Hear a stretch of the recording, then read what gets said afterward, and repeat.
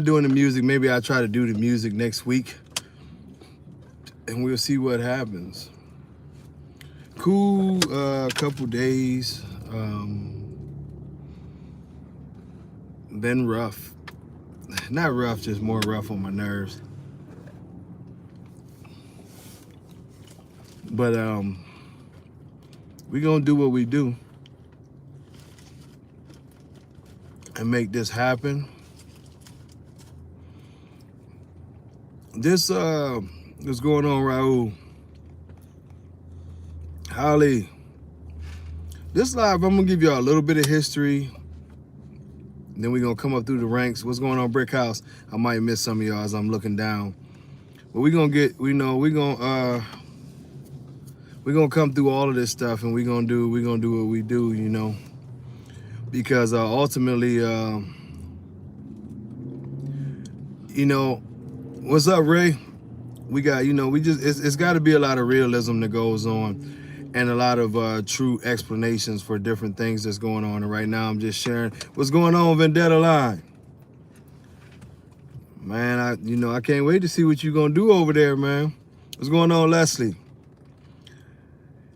But what's, and I'll just start while I'm sharing. What's going on, Larry? Shut them Ravens up, man.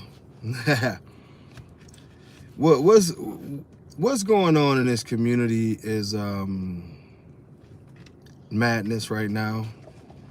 My good brother Floyd shared some stuff with me yesterday where veterinarians are shutting down storing semen for people now. They just basically don't want to be associated with the breed at all. You know what I mean? And this is something that has sort of continued to happen. It's continuing to grow. And I'm sorry if any of y'all popping in, I'm sorry. I'm like looking down, trying to share this thing real quick with all of my folks. But it's a serious situation. And what's going on, Max, Tramel, Juan? It's a serious situation, and so many people have. I was about to inbox you, Larry. Inbox you the link, but so many of us have been put in this situation with bad leadership. What's going on, Dan? Hey, y'all make sure y'all hit like when y'all come in so they don't think y'all some robots and all that good stuff, man. You know what I mean? And we gonna do what we do. I think I done shared it with enough people. We'll see. Let me hit my brother up. But I'm gonna be real with y'all as we do what we do, and tell y'all what's going on. MO3. What's wrong as far as our community goes? You know what I'm saying? Where our community started from and how we ended up here. And of course, this thing may or may not look good for some people, but I don't give a damn. What's going on, Kush? Larry, you over there coaching? Hey, I wish I had the courage to coach. But these folks is crazy nowadays. I'm gonna be real with y'all, man. It's I'm getting it there, y'all. I'm sharing a couple more groups, which it's crazy. I'll be forgetting that I'm in groups because I never go to any of these groups. But let's see. We're gonna try to get one more in there. Okay. Now, many of y'all have heard me talk about where the American bully started. Well, let's go back. And some of y'all gonna hear this, so it's not gonna be a surprise to y'all, but some people watch these things and they totally don't know where everything started at. So as far as me, you know what I mean? Man, oh, Larry, hey, get it in, man. Teach them young killers how to be disciplined and take care of business. What's going on, Kenneth? Rob, me and Rob getting some things done, Now, this is the thing that I want people to understand, because it's just a history lesson. So y'all can understand the difference, right? With all this American bully talk, some of the lies y'all have been told. The American bully itself was not ever really established with the stud books. That's a lie. I've told y'all that before. There's no such thing as an American bully stud books. Now, for those who don't understand what a stud book is, right? Oh man, you already know, Larry. Much love, my brother. Me and Larry have been rocking for years on this thing. What's going on, Corey Francis? Now, before there was Razor's Edge, before there was Gotti Line, what it was is that there were actually other breeders. You know what I mean? So you had Gary Jackson. If you guys look up who Gary Jackson is, Dave got a lot of dogs from Gary Jackson. So this is one of those, shocking, huh? So when you start talking about someone who was supposed to have created a breed and this and that and the other, I'm gonna give y'all names and real faces and real places. But you know, Gary had dogs before, you know what I mean? There was a Razor's Edge. This is why you have Mr. Brooks and dogs like that, you know, basically help create what somebody calls their line, and they were already bully dogs. The Moore brothers of Gray Line, they were already shipping dogs, I believe, to the Philippines in the 90s. Keep in mind, the American Bully was supposed to have started in 2004. The Gray Line dogs that we know as Gotti Line dogs, keep in mind what I said, the Gray Line dogs that are known as Gotti Line dogs, you know what I mean, of course derived from Gray Line. That same look, that same style. What's going on, Alan Dennis? All of that came from Gray Line. Mr. Moore, rest in peace, Tony Moore. Mr. Gary Moore is still around, a service, you know, a man of the military. So he traveled the world and he spread this beforehand. So please understand. Yeah, exactly. Mr. Brooks, Watuka Spirit. These was all dogs. No, Mr. Lewis, you right on time. I'm only been talking for a couple minutes, and I was sharing before that. Y'all excuse me because I left the gym. I'm still fasting, so I had to get something. It was a leg day, so I got me a little bit of banana bread. But everybody tries to tell you that Dave Wilson and the Razor's Edge, you know what I mean? Yeah, I know about Rain. Yeah, I know about Rain and the story behind her. Let's not forget that. I'm glad you came in there with that, Big Bad Wolf. It was so many. Hung papers all day long. Cairo ain't who they say Cairo is. You know, we could go in that. We need a 4-part series on that. But you also, some of you don't know the name Jeannie Howe. Why would Jeannie Howe's name be important? Jeannie Howe, along with Dave Wilson, is who started Razor's Edge Kennels. Originally, Dave Wilson was a show guy, not as much of a breeder, but a lot of the early breedings that currently Razor's Edge takes credit for can very easily be attributed to Jeannie Howe. Because y'all know how relationships go, they break up. Jeannie Howe's history is erased. When Gotti Line was introduced, Gotti Line blew up. Gray Line's history was somewhat erased. I'm gonna get to that, Jay. As we talked about the Watuka Spirits of the world, the Mr. Brooks of the world, the Gary Jacksons of the world, it's more, you know what I mean? Man, hey, Big Bad Wolf, that and we don't know because he lied on some other stuff. Now, this is the thing that I want to tell y'all. And yes, I'm gonna eliminate the biggest foe early. This is 614 in the house, the bus. So basically what you have is Gotti Line got the dogs from Gray Line, and they were, you know, pretty much mass promoters. You know what I mean? Their dogs originate from Gray Line. Now, what Razor's Edge did is they took a lot of dogs from a lot of different places, and they changed a lot of pedigrees. And some people ask, why are the pedigrees changed so much? One of the reasons why the pedigrees, DeCarla, one of the reasons why the pedigrees changed so much is because in that time you had different paperwork things going on to where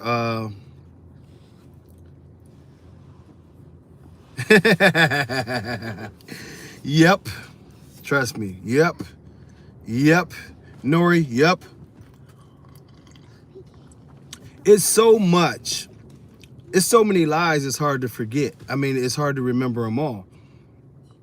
But the one thing, and I'm gonna clear this up quick so we're not talking about just Razor's Edge for so long. But the one thing I can tell you about Razor's Edge Kennel is Razor's Edge Kennel pretty much began, you know what I mean, with Razor's Edge Kennel began with Cairo and ended with Little Row. Now I know to some of y'all that's going to be, and I'm talking about time span because there was other good dogs that come from the Razor's Edge Kennel, but at the end of the day, it is what it is, you know what I mean? And y'all don't have to explain nothing to these dumb fucks that come on this page. It's always other pages to go to. If you don't like what I have to say, then go to another page. I'm speaking on the history of the game, since what the reality is that history is called his story.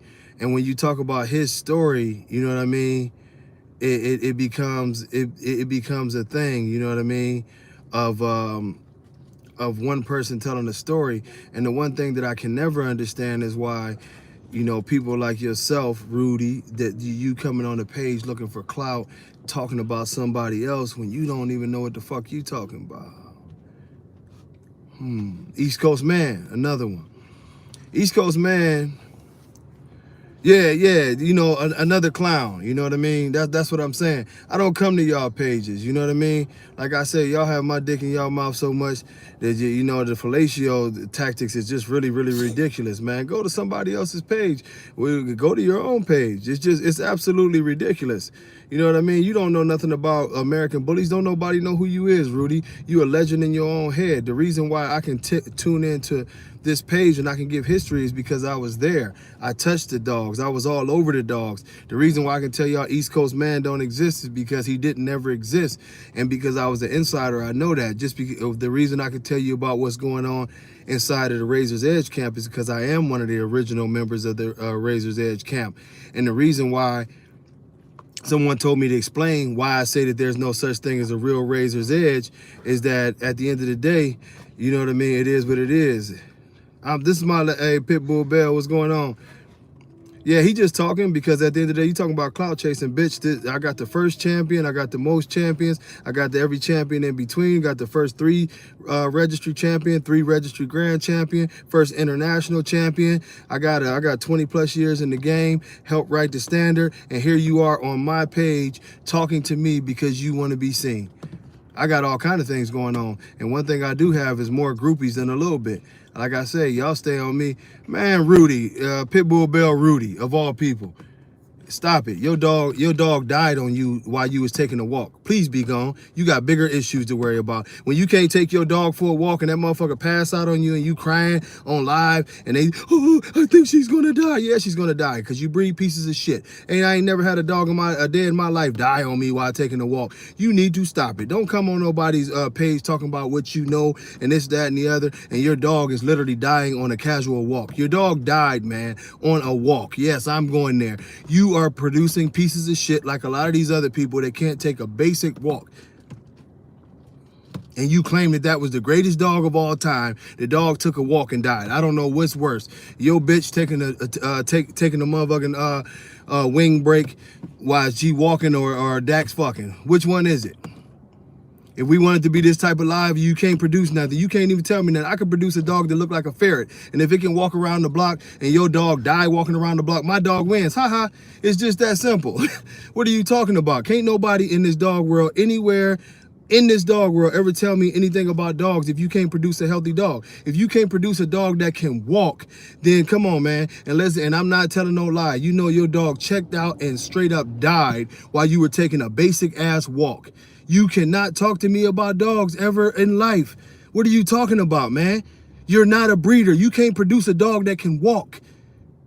That is the end of this conversation. You keep on talking about what you do, and then you got slow hands releasing videos of you stealing on a guy who didn't want to fight, and the punch looked like it was in slow motion.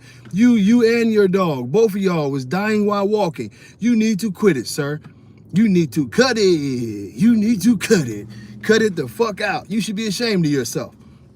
I am so tired of you insufficient ass breeders who get to talking so crazy, and y'all get to believing that y'all something that y'all not. And at the end of the day, the only people y'all convince is people who are stupid. Y'all literally you can never, ever, ever show me a dog that can't walk, and I'm going to be happy about it. A dog that can't walk? My dogs are out here sunbathing, been in existence for 20 plus years, and here, and then you want to be an internet troll. This is sad. This is pathetic. But this is great for things. Look at, hey, Nori, I believe he smoked PCP because he be going on a trip. You know what I'm saying? He one of them motherfuckers. I whoop Mike Tyson's ass. Let Mike come out here right now. I tear Mike Tyson's ass loose. You need to cut it. You know what I mean? All these fake ass dog breeders who are great dog men, but they can't show you any dogs. And I don't want to see any dogs with wings on them. The only wings I want is from the Wingstop. Give me the lemon pepper, please. And I don't want to see your dog's wings. All you dying ass dogs. Y'all need to cut it. This is pathetic. But this is the game. Yeah, his damn dog died while he was out walking it, and he was crying on the live. Oh, I think she's gonna die. Yeah, she's gonna die. You didn't have no business walking that bitch when you know she couldn't breathe. What the fuck is wrong with you, boy? I could have told you don't walk the dog. I did tell you don't be out there trying to have that dog do no exercise. Put that motherfucker in the cage with a respirator like you were supposed to. You know what I mean? So put that in the first of all, nothing can fall that I ain't even got going yet. See, the funniest thing about it is you so worried about what I'm doing, you should be worried about your dog dying. That's the difference. You know what I mean? That's the difference. Now, as I was saying, the greatest thing about Razor's Edge, and I'll just mute him so we don't even have to deal with him anymore. I want to expose lies. I want to and I'm gonna get to a point. If y'all stick with me long enough, y'all will see the point I'm making. So my beautiful daughter wants me to open her jewelry. We have to open this at home, princess, because I don't have I gotta have my scissors to cut that plastic. So just keep it. I'll get it at home. But this is the thing, and like I told y'all, we will basically just get rid of him. But this is the thing that I tell you guys about this, right? This girl comes back with something else. How much stuff you got back there? but the thing of it is this. So some people ask me about this Razor's Edge dynasty. And this is why I speak on this. I'm gonna tell you some things, and some of y'all have heard me say this, so stick with me. But if you go, baby, go so I can talk. If you go to the explain the separation from the EE. Well, I'm gonna tell Holly. I don't know if you mean my separation or the separation between the EE and the Razor's Edge, but the actual Razor's Edge blood and anything that comes. What's going on, Obi-Wan? And if I miss any of your messages, I made a thing about it. For whatever reason, this thing is knocking people's messages off, so I'm not seeing everyone. My reason, I'll answer that right now. The reason that I left the EE was a very simple reason. What you see today. The politics, a lot of bullshit had got started. A lot of things just weren't on the up and up with the EE. I was a member, we were doing good. And when I became a member of the EE, it was great. You had family. That's how me and Dave got so close. Like I said, we went on vacations together. We was in, we went to Jamaica. We went to so many different places. We went to Jamaica multiple years. We were traveling all around the world, like as a large group. We was always in California, always in Houston. We would have, like retreat weekends out in Virginia, paintball. It was a family type of thing. And I love that part of it. But once you introduce money and you introduce clothing lines and you introduce, you know, people being very, very scandalous about money and really, really trying to do this whole takeover thing and starting to believe that they were bosses, that shit rubbed me the wrong way, because we went from a group of individuals who had a common mission to certain individuals in the group making it all about them. This is, and Holly, to be real with you, and I don't want to speak for everybody, but the truth is the truth. This is the reason why the EE is nothing like it was back in the day. If you look at all of the original kennels, and so for those of you who don't know the original kennels, I will name some of them off. Pratt's Pits, that's Nemesis King Kamali. Blue Pride, that's Oscar Gomez's stuff, you know what I mean? The WBA, Oscar Gomez, so y'all know that's a big deal. Sean Blue Force with the Omen Blood, that he was a original member. You know, you had Pound for Pound Kennels, which a lot of people don't know Pound for Pound, but he's got some great dogs behind there. You had, of course, myself. You had Devil's Den. You had Bow Wow Kennels. I mean, the list goes on. Killer Noise Dayton was original member. Against All Odds Bullies up in the Shy was original members. I mean, we could go on and on and on. You know what I mean? Top Shelf Bullies. My man Jake Lipton of the Glory Boy fame. If you got Glory Boy in your pedigrees, yeah, I just named him, Nori. You know what I mean? You had Premier Kennels with Gary. I mean, the list of kennels. Oh damn! How could I forget Grumpy? And you had Grumpy's Edge, and you had Grumpy's Edge South. James Cooper was there. James Cooper was there. I told y'all he didn't do shit, but he was there. But I'm being serious too. I'm not throwing shade. And I tell y'all, if anybody asks me, I think it was Mr. Biggs or whatever the fuck that dog's name was. All Coop was known for, you know, at that time, Coop was severely overweight himself. He used to have this dog that was very, very thick, but he was very, very, like, he couldn't breathe. And the dog was very vicious too. And Coop would put a shock collar on him, and Coop was always shocking this motherfucking dog. That's sort of what he was known for. I liked it as dog though, besides the fact that he had a little bit of a breathing problem, but you know what I mean, he wasn't what it was. But you know, let me take one more bite of this bread. I promise y'all guys, it's a thing, you know. Yeah, Coop ain't never had no dogs. Man, I mean, that just is what it is. On a personal level, if you meet and you get to know the guy, Coop, he ain't a bad guy, but he's gotten mixed up in the cult too. But you think about all those kennels, right? Oh, I forgot when Dominion was in there. Damn. It's been so many people to leave. You know, I think I mentioned Devil's Den. It's been so many people that left the EE, right? What's going on, Jesus? The reason we all left is because things started to change. When there was no money involved, life was great. When you started to think about, Pitbull Bell can tell you all about that, but when it was fun shows, Byron was one of the main ones throwing a lot of big fun shows type of things. Like I told y'all, Larry Duran out in California, Oscar Gomez used to throw shows back in the day, and you would get 2,500 people that would show up. These shows were amazing.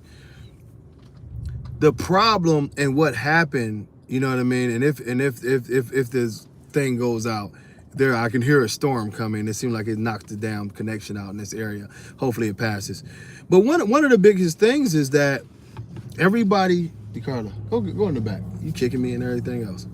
But everybody got tired of the politics. Everybody got tired of the backstabbing. Everybody got tired of the nonsense that came along with it. It no longer became about a breed. We actually built the ABKC. You know what I mean? Man, it's more than that I forgot, Nori, to be honest, because I forgot the Adrian and Nick Barone down here in Texas. I forgot, yeah, it's a few of them I forgot. The one brother Chase, the down here in Texas. Yeah, it's a few. We missing a few of them. Trust that. Jay from Machiavelli. So some of the biggest kennels that were in this thing, we all were there. Now, I'll speak for myself, is that, you know what I mean, it got to a point in time, and y'all know how I am. I'm very defiant, you know what I mean? It got to a point in time to where I had Hallie, and then we got De Niro on that deal, right? And once I got De Niro, we paid for De Niro, and he was our dog, but he was blowing up.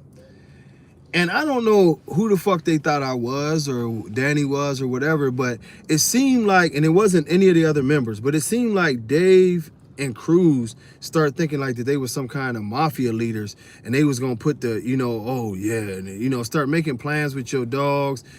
It started to be like weird shit where it was members that Cruz had dogs, had sold dogs to, and the dogs blow up, and later on, oh, you gonna owe me an extra 3,000 to get the paperwork for that dog or this dog.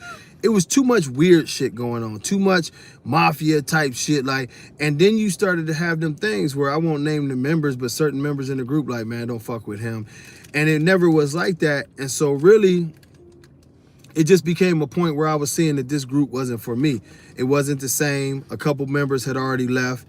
And me and Danny decided that, you know what I mean? Me, Danny, and Gary, actually, from Premier, it was so much nonsense and infighting going on in the group. And these dudes getting sick with, just thinking that, they some kind of bosses, that we went on about our way. We left all money on the table, everything that we had did with the ABKC. Like I told y'all, I could get Danny on the live and he'll show y'all all the original paperwork, the organization shit from the EE, some of the ABKC shit, like it's well known. I dumped tons of money into the ABKC, but the shit just was not going well at all, man. I'm just being real with y'all. It started to be a thing to where, money will tear everything down, bro. And I just wasn't with that. I wasn't with the idea of money dictating what we do, so I stepped away. Now, to be real with you, a lot of our beef at the time, well, my personal beef, me and Cruz had got into it, and then man, I have no idea, you know what I'm saying? I have no idea what went on with that, Nori. You remember that was around the time I got in trouble too.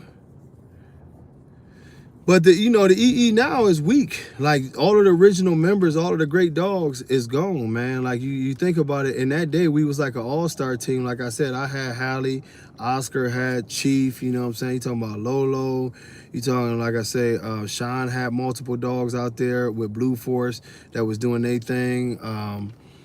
Across the board, you had everybody who had dogs. How could I forget the Double S squad out in California with Memo and all them that now owns the IBKC, but they had the Rock and Ruby dogs. Like, so I'm telling y'all this to paint a picture. Why do y'all think everybody left? Andre over there in Europe, he started the EBKC. All of these kennels, we had kennels from other parts of the world. They all left because they didn't want to deal with Dave and Cruz. Ty hung around for a little while. Even Sean Jackson had actually left. And if y'all remember, he was on a video crying about how they poisoned his dogs in his backyard. But then for whatever reason, he went back under Dave's, whatever he had going on. I guess Dave offered him something and he went back. But Sean had left. Really, the whole EE had left. You didn't have any members who stayed there forever. You know what I mean? The only person who's in the EE who stayed there from start to finish is Dave Wilson. Everybody else left. And the sad part about it is that most of them don't talk to Dave. Most of them don't want to deal with Dave. Dave has made a lot of enemies, from not doing the right things. People who had a lot of love and a lot of push for Dave and the ABKC. We made Razor's Edge Bloodline. I've told y'all this before. Y'all, people pat Dave Wilson on the back so much. I will name y'all the dogs that are not actually Razor's Edge dogs. And I say this with an explanation. Always remember, right, that just because your dog has my dogs in it, that don't mean that that's my dog. You know what I mean? If we were doing that, I could claim everybody's shit. I could claim Tone Roden shit. I could claim Bashar's shit. I could claim so many people's dogs. I could actually claim Ruger, because a dog I produce is his grandfather. It doesn't work that way. So what you have is a situation to where, like I told y'all, Dave stopped breeding Razor's Edge dogs, and pretty much Little Row Kai breeding was like his last real breeding in his yard because Deanna wouldn't allow him to breed. So so he hasn't produced anything in years. So think about it. If you would say, was Razor's Edge a bloodline? from Cairo to Little Row. That's it, literally his son. Now you could put the other little dogs in there, but it's still only like 2 generations of dogs. Maybe let's say 3 generations of dogs. Ricardo, go. That was produced in his camp. Everything else since then is all fictional. Him claiming all of the stuff that Oscar Gomez did. Trust me, I have a email right now, not an email, a chat where a brother just challenged Dave with a dog that he got from Oscar, and he said 10 to 20,000. I'll put this up against any of your dogs because your dogs can't breathe. You know what Dave's response was? Oh yeah, you messing with Hall of Fame, and yeah, that's my blood. Oscar Gomez, that's my blood too. That all go back to me. That's my stuff. You know what I mean? Like, bro, now keep in mind, I've been in the game a quarter of a century. Oscar been in the game just as long. And this dude is literally claiming our dogs. You know how many that's over 10 generations later, he's still claiming something. He claims Remy. Remy is not his dog. Remy, he didn't produce that. He didn't produce Paco. It was off a Little Road, but he didn't produce Paco. He didn't produce Hef. He didn't produce Hallie. He didn't, I mean, you name him. He didn't produce Kamali. He didn't produce Nemesis. It's so many dogs that have nothing to do with the Razor's Edge line for real, or so-called line, but has nothing to do with Razor's Edge Kennel. And this is what he's built off of. All of the stuff that did, oh yeah, he was the original Shark line. You know what I'm saying? He claims all of the stuff that comes from True Tank. I mean, you name any, he still calls Marco Suarez dogs his dogs. Yeah, that's Razor's Edge bloodline. That's that Edge stuff. Like, so really, a lot of people worldwide believe that Dave is like this great master breeder. But if you ask him, show me only dogs that you did the breeding, that you whelped in your own yard, he can't show you shit. Dead serious. He can't show you nothing. Like, now he got some weird shit in his yard, so it is what it is.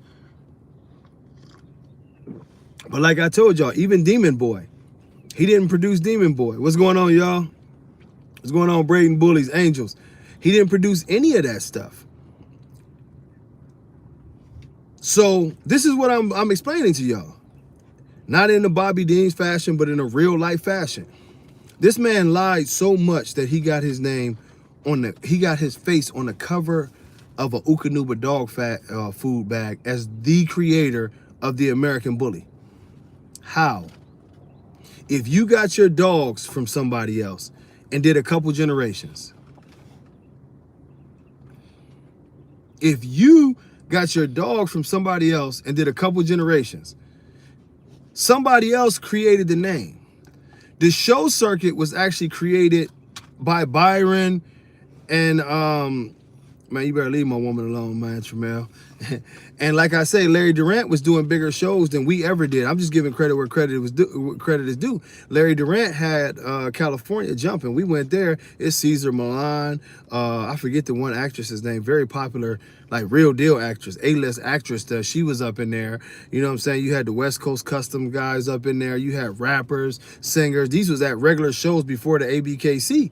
So how did you create anything? You didn't create the vibe of it. You didn't create the dogs. What did you create? You didn't create the ABKC because that was our money in the Elite Edge. You know what I'm saying? We put all of that shit together. Adrian and Alfredo originally had it in their house at their, you know what I'm saying, running the show there. Then Holiday took it over. Then you robbed Holiday for it, and it ended up back in Virginia after it did this growth thing. But you tell me, where in all of this plot and this mix is this person like considered to be the great authority on everything? This is the Jedi mind trick that we have seen a lot in this community. And I'm not just talking shit. I'm giving, what's up, CC? Much love. But I'm just giving you guys a real perspective on exactly what this community is. You know what I mean? Man, you ain't waiting on no motherfucking TBKC papers because we've been offered a refund for that shit until we was able to relaunch. So at the end of the day, guess what we get for you? See, this is what I'm talking about, because people on my post already know. We've been offered a refund, and I don't think you have now because it's only 20 people that needed a refund, and they all turned it down and said we'll wait till whenever we get in. So internet trolls, we just get rid of y'all. It's literally, bro. It was 25 bucks. You ain't been waiting no 7 years for no fucking. Matter of fact, we wasn't even open 7 years ago, so that's another lie. Yeah, literally. All right, literally. The idea of the TBKC started in 2017, and we didn't do it, and we wasn't doing nothing until I think 2018. So you need to stop. You know what I mean? Hey, Pitbull, hey, Pitbull Bill, I laugh at him because for grown men to have that much time that I'm going to be an internet troll, I'm going to start going to these kids' school and see when they say, what do you want to be when you grow up? Internet troll. Somebody going to raise their hand. I want to be a critic or an internet troll. It'll probably be amazing, you know what I mean? Bro, he ain't, that motherfucker ain't asked for no $25 back because we literally was offering everybody anything until we start again because I didn't want to hear about it. So, like I told you, these are grown men, and y'all have to. I'm gonna get back on a topic quick because I'm not gonna give them that much time. But you have to realize how pathetic that is. You know, I was talking to my man this morning, all the way from another country, and even he said that, like, man, don't y'all get some ass or something? Like, in your free time, don't you just want to be nasty? Don't you got a woman? Don't you got something going on in your life that who has the time to run around the internet all day trolling? Like, that is such a pathetic. I mean, really, that is a sad. DeCarlo, stop. That is one of the saddest lives that I can think of. I cannot imagine not one day in my life of just going around and being like, I need to be a troll. Treasure troll, any kind of troll. Hey, Rob, you ain't got to tell them nothing. We about to make some legends. You know what I mean? It is, you know, they weird, Jesus. They are weird. You know what I mean? Hey Rob, like I tell people, if you got your stud credit, it come right to you. You know what I mean? You see how smooth that shit was. It's getting a stud fee and all that. That's smooth shit. You know what I'm saying? I laugh at it. The hardest thing I ever had to do was ship a dog to Hawaii. I got all kind of run around about that shit, but other than that, you know, shipping is the smoothest thing ever. The cops is coming for me. I know they're gonna get me too. You know, but this is one of the things, and much love, Jesus. This is one of the things that's strange to me, you know what I mean, as we talk about this situation. And I'm not making this whole thing about Dave. Y'all gonna see where I'm going with this. But people can build themselves to being anything they want to. You know what I mean? Anything they want to. And this is what we've seen in this community. We've seen this in this community because you've seen a man literally build himself to being like this dog guru, dog god. I'm the.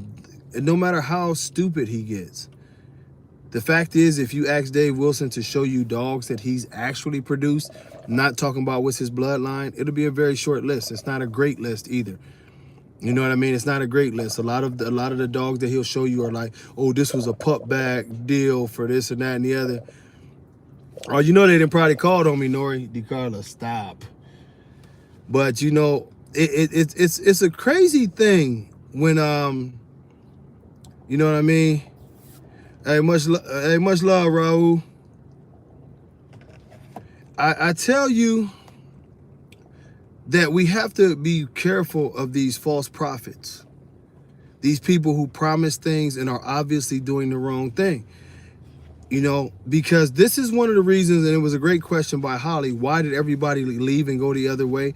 It's because of what you see in the ABKC right now. Now, I'm going to tell y'all this, and this is something that I just pay attention to. I love the dogs, so maybe I'm a bully troll. I love the dogs. But we have seen our show scene go from having shows of 2,000, 1,500 people, big shows, a lot of beautiful dogs all around the world. We have seen our breed go from being a healthy, you know, muscular, you know, somewhat athletic breed to, in recent years, we have seen the shows dissipate to some shows not even reaching 100 people. Often classes don't have enough dogs to qualify for the dogs to get a show, you know, to get a show win. We have seen that there are no major shows. I will recap this for y'all this year, and y'all tell me if I'm lying. Y'all tell me if I'm lying. Have y'all seen a major ABKC show in California? Well, we know they can't go to California, but y'all ain't seen no major ABKC show in California. Y'all have not seen a huge successful show in the state of Texas. I think they had one earlier in the year where they tried in Dallas and it was semi-successful, but not very much. They're talking about nationals in Houston. The last nationals was terrible. There's been nothing in Atlanta. You can wake up at midnight in Atlanta and say you're having a show at noon the next day, and I guarantee you can get a crowd. But you've seen nothing. You haven't seen any major shows in Florida. You haven't seen any major shows in Virginia, you know, the home of it all. You haven't seen any major shows in Chicago, New York. Why are you not seeing shows? Why are you not seeing successful events? But notice on the other hand, what you're seeing is the owners of the ABKC telling people, don't register with anybody else. Don't register with anybody else. They made a show, The One. You know, talking about the ABKC is the one and the only real American registry, American bully registry. You haven't seen major shows. We know why the shows in Europe got canceled. But you never have seen, Robert Lewis, I'm coming and I'm finally coming. You know, thank God. That's all I can say. I just really want to give good dogs a place to show. You know, it's I encourage people to show people to show where they're good, but I just want to give the good dogs a place to show. But I will say this, you know what I mean? We have not seen any major shows in this country this year. Outside the country, you remember when you used to see shows in the Philippines, you used to see shows in Ireland, you used to see shows in the UK. We know why that one got canceled, the expose about the drug dealing and all of that, you know what I mean? So at the end of the day, when you do all of these things, right, things start to shut down. People start to hang on to lies and manipulation. We saw the embarrassing thing of Bashar coming out and basically after years of everybody else wondering, those of us, others of us knowing that Bashar would come out in an interview and say, yeah, they wrote everything after me, bro. And the ABKC is, you know, they wrote everything after, who was it that he said they wrote it after? Casablanca. They rewrote the standard after Casablanca. A dog with a seriously high rear and not the best conformation. Yeah, and they rewrote everything after whatchamacallit, you know, his other dog. So when it boiled down to it is that the lie started to get bigger. Casablanca dead as fuck. Y'all know Casablanca ain't around. They just didn't announce it. They keep lying and saying he living, but we ain't seen him in like 8 years. Casablanca been dead. Casablanca, I could tell y'all a story about him where Bashar fucked him up so much. He literally spent, you know what I'm saying, about 100 years in whatchamacallit. You know what I mean? And he spent 100 years in the veterinarian, you know?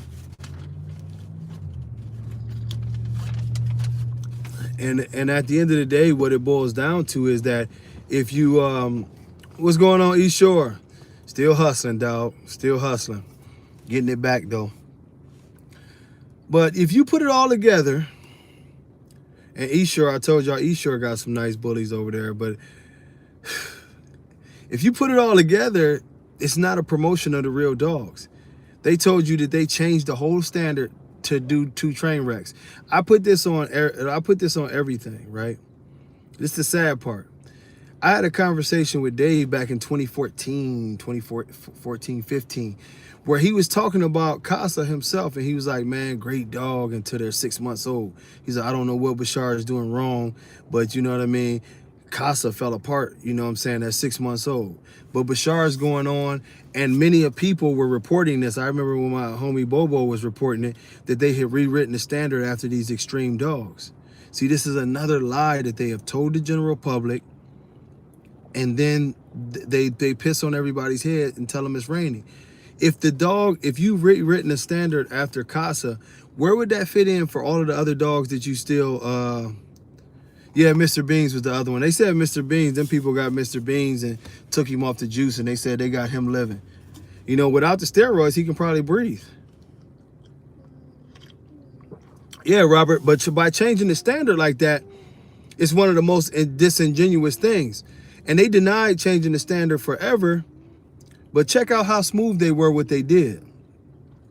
Gradually, they start putting these more extreme dogs with Miyagi blood and a ton of Dax blood and all of this stuff into their champions. You know what I mean? Hey, I bet you he do look good. Once you take them dogs off them steroids, they be all right. But the thing of it is it a realistic thing?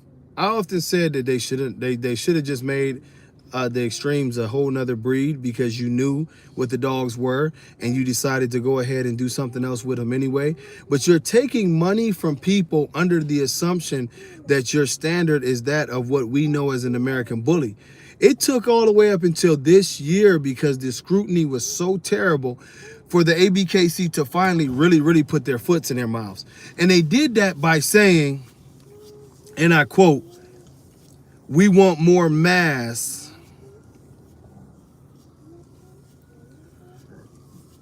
over confirmation. We want more size." And they always use the lame term breed type. But as I told y'all, the next time somebody tells you breed type, okay, Dooney. The next time that somebody tells you something about breed type, look up the definition of breed type. The definition of breed type is nothing more than how a dog fits its standard. It fits the breed standard.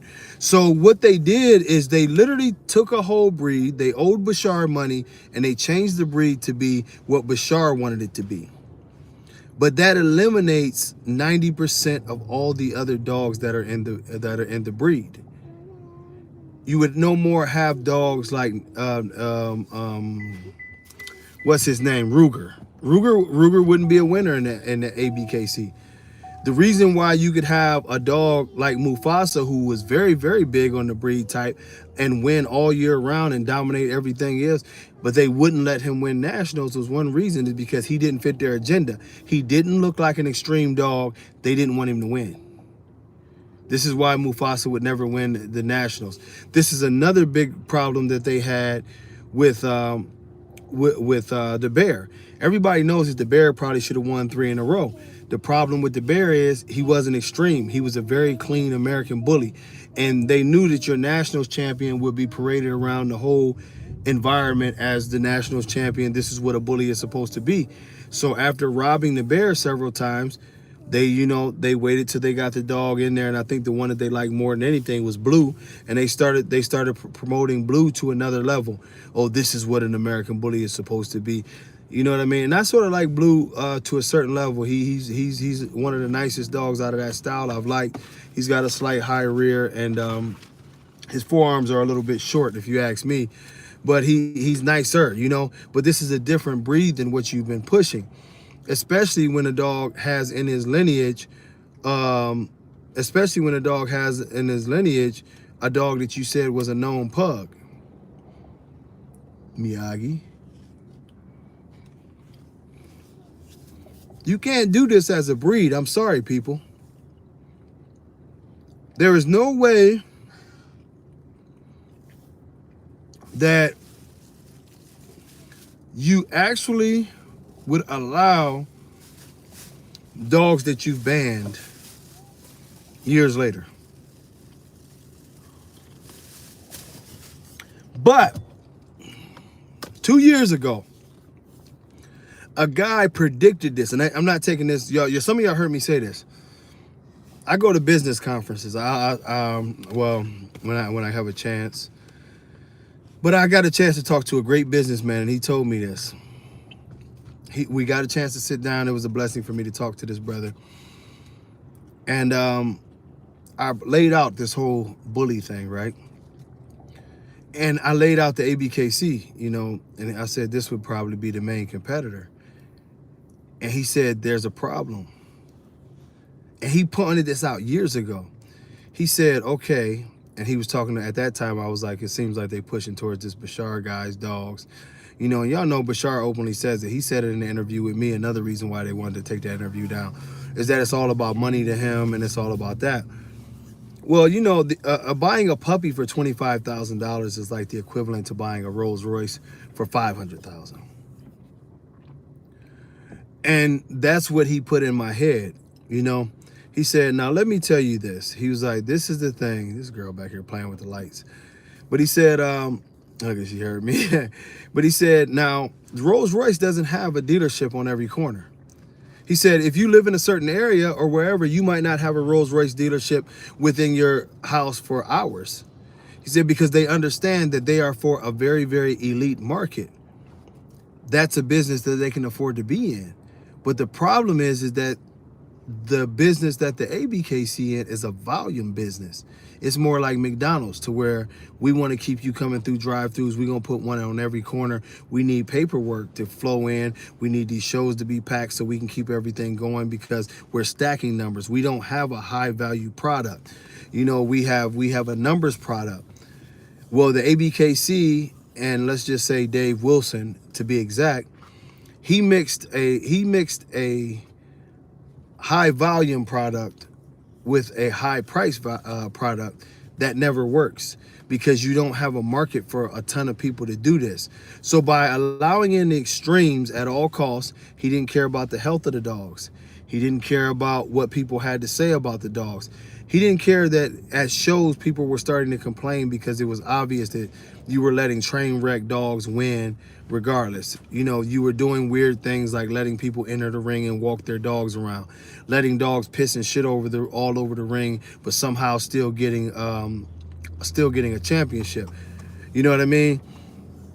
He devalued the product of the ABKC so bad that most of the show promoters are no longer throwing shows in the ABKC. You know what I mean? And it is what it is. You know what I mean?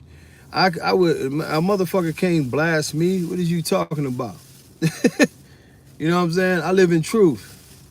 And that's why I don't give a fuck. Just the simple fact that you would say this clown's name and talk about blasting me.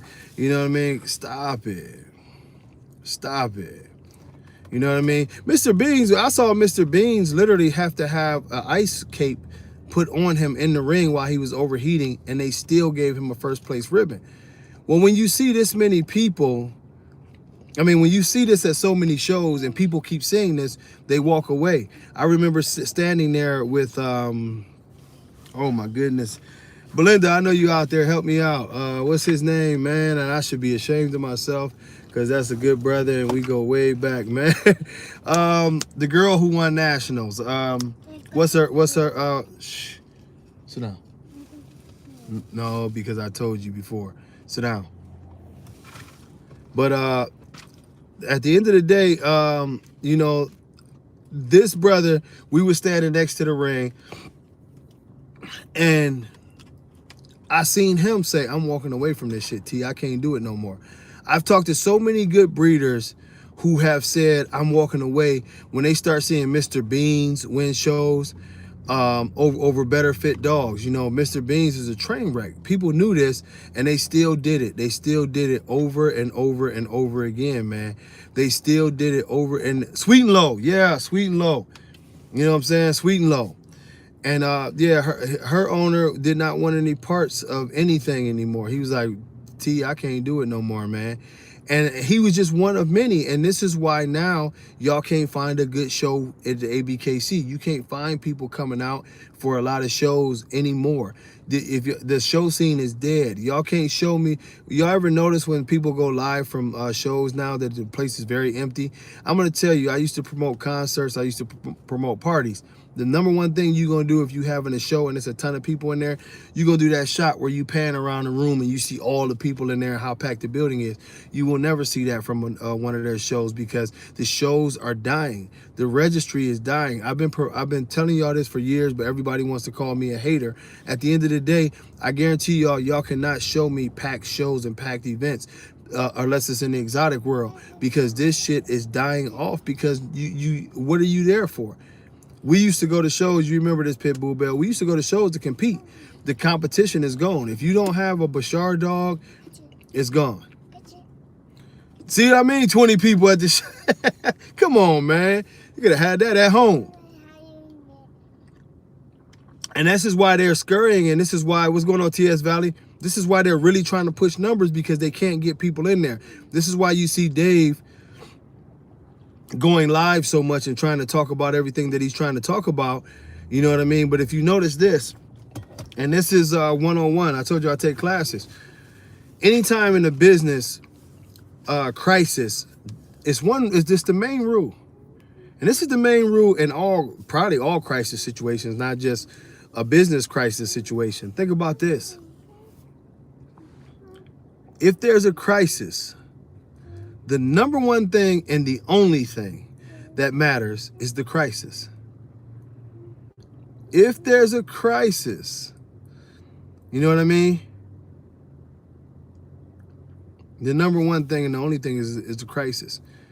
Now, in this week, let's call it 2 weeks now, that the UK has been in very, very serious trouble. And I told y'all I predicted some of these things was going to happen. I didn't know it was going to be the UK first, but we've seen one video from Dave denying that the American Bully XL exists, and that got a lot of people on his ass. Let's just put it that way. Eddie is still on his ass. Then he comes back and he calls the Prime Minister Hitler and says that, you know, they're going to go and take people's dogs like the Gestapo and take them to concentration camps for dogs. And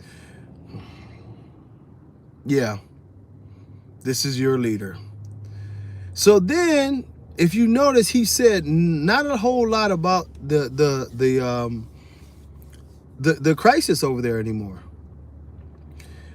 All of the other videos and interviews that he's done since then has been him talking about himself, talking about how great the ABKC is and what is supposed to be going on.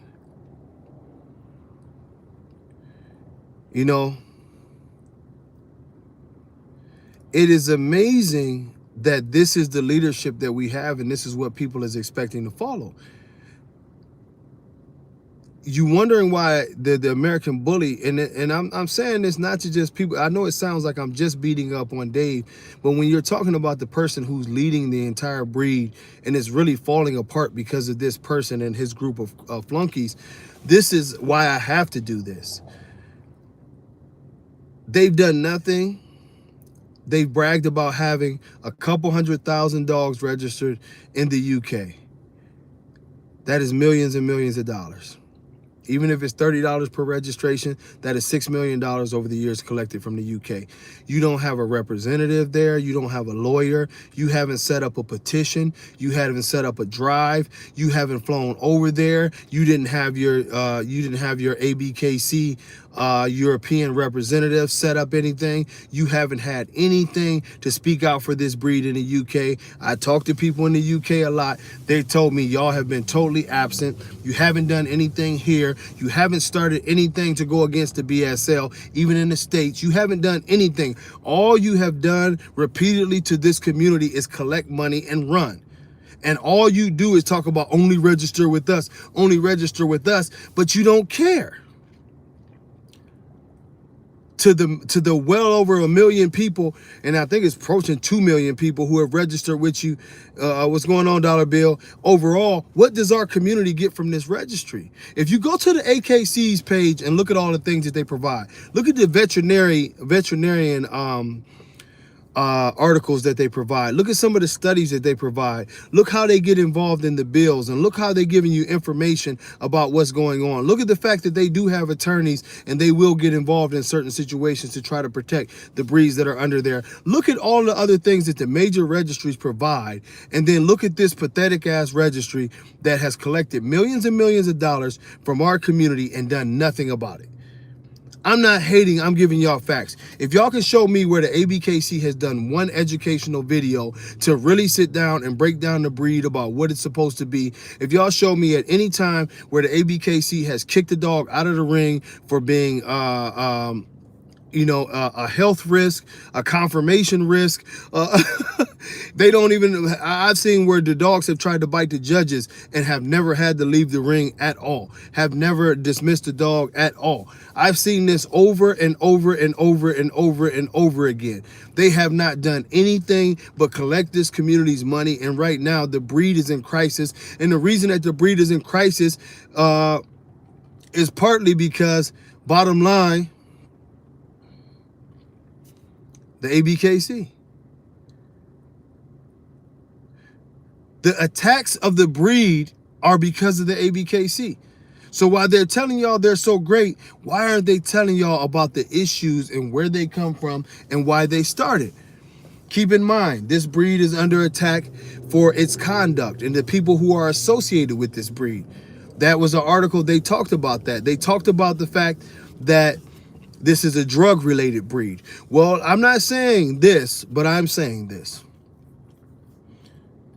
One of your ABKC partners has the cocaine king of England working for him under the name of his kennel. Selling dogs, you know who I am. And like I say, I'm not here to tell y'all, man, shit, y'all know what I used to be into. But it's a way to operate, people. So while somebody is sitting in the penitentiary as the cocaine king of anything, maybe they should have other people working their hand for them and sitting in the background instead of getting whole full expose articles and shit written about them. But then you turn around, and y'all heard me say this before, you have the cocaine king of Ireland, who they had wrote several, heroin king of Ireland, who they had wrote several articles about, who happens to be a partner of Dave Wilson with Demon Boy, also a ABKC rep there. He's the one that comes to speak up for the cocaine king of Ireland in this expose and why they canceled the show in England. And y'all wonder why shit is failing. So now let's and I'm showing you where things are attributed to, right? I think he might have retracted it. I think Ryan retracted that comment, Pitbull Bell, because it's nobody else who can kick it off unless YouTube did the shit. And YouTube has done it. You know what I mean? No. I ain't talking about William is in jail. You missed what I'm saying. William is the one that they sent to talk about the other dude who was in jail selling dogs. William is the dude over in Ireland that they wrote all the articles about with his heroin dealing. And remember, they wrote that article when they was talking about him making big, they said drug lord making big money through extreme dogs now or some shit like that. It's an article. I can send you the article. But yeah, that was years ago when they did that, and they labeled him and they had him all over there, and they talked about he was a notorious dealer of this and that and the other. That now the cocaine king is the one that they did the video on. He was in jail selling dogs, and the woman went undercover and he had somebody meet him. Now I don't got no problem with what a dude doing their illegal dealings, but if you are running the biggest registry in the world, why are you directly connecting yourself to these people in a high profile fashion? So now in that Nori, in that expose, let's call it, where the woman went undercover, she talked to what is the equivalent of our FBI DEA agents, and they said, we know, not that we think, we know that there's drug activity and money laundering through these dogs, going on.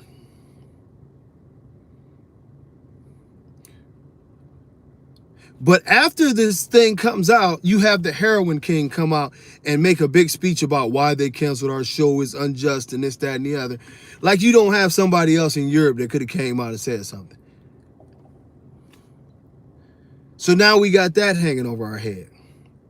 You have Bashar, who's walking around your rings. It's very obvious that he's part owner of the ABKC and all this other stuff, going on videos and talking about this is a business and people wouldn't even have no dogs if it wasn't about the business. And he's just trying his best to find the most mutated dog that he can ever find in the history of life. Now the dude who bought Mr. Beans is on the run too. This is what I'm saying. And you don't and people don't think that they're tracking all of this shit. This is what I'm saying. Is you don't run a business like that. You don't bring everybody into your I want to be a thug so bad that I'm willing to deal with anybody. And you've created this environment for the breed. It's not just about the business. You've created an ugly environment for the breed.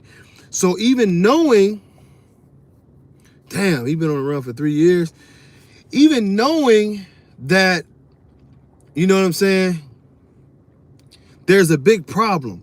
And we know a lot of these dudes who You don't think that Nori, we from the streets. We know when they investigating people, they hear everything, they know everything. They done heard about the dog schemes and everything on wiretaps already. And these dudes are so busy talking, you know what I mean? They gonna talk their asses off. So you already got this going. So then you're knowing for a fact that that they're mixing these mastiffs and dangerous dogs into the XLs. The dogs are getting bigger, they're getting more aggressive. It's all over the news. We've all been hearing about the numbers skyrocketing and dog attacks, and sometimes it's American bullies, sometimes it's dogs that they just want to say are American bullies, but you're never doing anything about it. You're never starting to ban dogs that you feel like have been mixed in. You've never done mandatory DNA testing. Meanwhile, in your show ring, you got dogs with high-ass rears, slope backs, obviously short forearms. The dogs are looking crazy as fuck. You know what I mean? Yeah, Dave gonna sing. If the feds snatch Dave up, everybody going down. Everybody. You know what I mean? He telling on his woman. He telling on everybody. That man is not going to jail. Coop's fat ass, they taking Coop right along with him. They taking Coop right with him. Taking Coop right with him. Ain't gonna be no more t-shirts for you motherfuckers. Cause he going too. Dave's singing. He gonna be just like Luther. Woo! He's singing right now. But this is the community. So we now have PETA. I know for a fact they've looked into our community and made complaints. There's tons of videos. There's starting to be clips about how bad the dogs are in the American bully world. Just go to TikTok, you'll see them. It's starting to become an issue. I had the privilege, not so much privilege, to sit down and listen to a national thing that they're doing with the animal control officers. And they were talking about how bad our dogs is, how the overbreeding of our dogs are. You have animal shelters around the world complaining about us. You now have veterinarians, where that started last year, that were turning our breed down. Now they don't even want to store the semen for our breed. This thing has gotten so far out of control. Who's to blame though? Well, you let the ABKC tell it, oh yeah, y'all just got to start making better dogs. But y'all taking money, what is your job? Wouldn't your job be, and I'm not saying, yeah, he better start printing something. He better start printing something, Belinda. I'm not saying that the ABKC or any registry can control anybody's yard. But the one thing about it is it's one thing for you to control it, and it's another thing for you to promote this type of behavior. So when you promote, and we're seeing very unhealthy dogs in the ring, like it's not been an ABKC show that I've seen where I couldn't go in that ring and dismiss several dogs. If they came into my ring, you would be kicked out. He can sit up there with Rolando Mata all he wants to, and the ability to produce puppies to dogs that are very, very questionable. You also don't have to do a lot of different things out there that is making it, they don't want to deal with the frozen either. They're telling people to come get your frozen. You got to remove this within the next 30 days. I mean, OG, all of us are going to call him out because he's destroyed our breed. All of the work that we put in, all of the money. Like I tell y'all, you know what I mean? My life has started to become more and more blessed here of lately. Well, let me just say, blessed in this facet. Waking up every day is a blessing. So yeah, I'm going to be able to do the TBKC the right way. But I'm not telling people you have to register with me. I want to see this breed succeed. I want to see this breed go somewhere. This is embarrassing, man. And this is why I talk to them OGs. I talk to Byron. I talk to Marco. I talk to Oscar. I talk to Memo, and I don't talk to them online. I got their phone numbers and shit. I'm going out to see Memo, and I'm going out to see Oscar and Marco. You know, and I'm gonna talk to all of them. I got to try to get in touch with Pratt's and see if I'm gonna be able to visit him. But I get, me and him go back and forth. It's a lot of people in this community. You know what I'm saying? Danny is one of my kids' godfather. So it's plenty of people in our community that are sick and tired, and y'all gonna see as these podcasts finally get going, and the different things are going, you're gonna see and you're gonna hear more voices, and you're gonna see this ain't no hate. They're the only ones talking about money. We're talking about the preservation of the breed and what the American bully is supposed to be, because this was not a one-man show. The ABKC was started with our money. Dave was a gardener. Dave didn't have money. Dave was seemed like a solid dude at the time, but Dave didn't have money. He would tell tell you, I don't got no money to put into all that shit like that. We were the one to pay for that. We were the one to pay for the shows. He's went out and told y'all this. This is why we're irritated, because we were paying, traveling, and doing these things because we believed in what this dog was. We believed in the culture, the breed, and it wasn't a negative thing. We had morals. You know, you didn't see people just trying to breed anything if a dog was screwed up. And those same morals apply when you start to see you know, when you look in Oscar Gomez's yard, his dog speak for himself. He just put up a video the other day of one of his puppies out there running on the trail, conditioning himself. What's going on, Steph? Love you, girl. So, you know, at the end of the day, it is what it is. We are pushing towards being something better. And exactly, the ABKC is tearing this breed down. They have taken this breed to an all-time low, to where we've got the police involved, we've got the fucking PETA people involved, we've got the Veterinarian Association don't want to deal with us, don't help them breed, and don't help them. Oh, much love, you know it, Steph. It's sad, and you have an entire community that this is happening to. You know what I mean? Oh man, I ain't smoking that devil's lettuce. I'm gonna have to drink that Henny. I'm gonna have to drink that Hen Dog. And we jump on that pod. We jump on the podcast. If you out here, we gonna have to jump on the podcast. But you know, I can't smoke. If I smoke, I probably fall. If I smoke for the first time, I probably fall asleep right on the set. Right on the set. Yeah, Steph, they're killing off the breed. When you think about this, they're killing off the breed. There is a big alert about the French Bulldogs and everything happening to the French Bulldogs, and the fact that the ABKC is also still registering all these French Bulldogs. Even the French Bulldogs that they know, like the koi and the big rope and all of that stuff that is outside of the standard, they're still registering those dogs. You have a lot of the Frenchie people who are getting very, very upset about some of the dogs that they're seeing registered as regular French Bulldogs. They're not trying to say, hey, you know, don't register those dogs at all. They're just saying don't register it under there. The French Bulldog is now the most populated dog. They call it America's dog. It's the most populated dog in the country now. It's shot past 10 breeds over the last few years because everybody thinks that they know how to breed them, and they're terrible. You know? Yeah, the Frenchies are they but you know, this is another thing. Excuse me, I'm stuttering. The American bully community is right. They've done this to the French Bulldogs. The American bully community took the French Bulldog and tore his ass up. Now they're getting to talking about, I forget what dog recently they talking about. They're gonna start bringing those in. I think the Bull Mastiff. They're gonna tear the Bull Mastiff up, but I don't think they're gonna have a chance to, because it's a lot of trouble coming their way.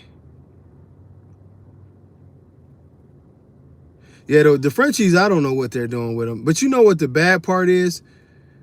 And the bad part about, yeah, we definitely need accountability. Accountability is the word of the day. But the bad thing about this is, and people never think about this, is where do they go?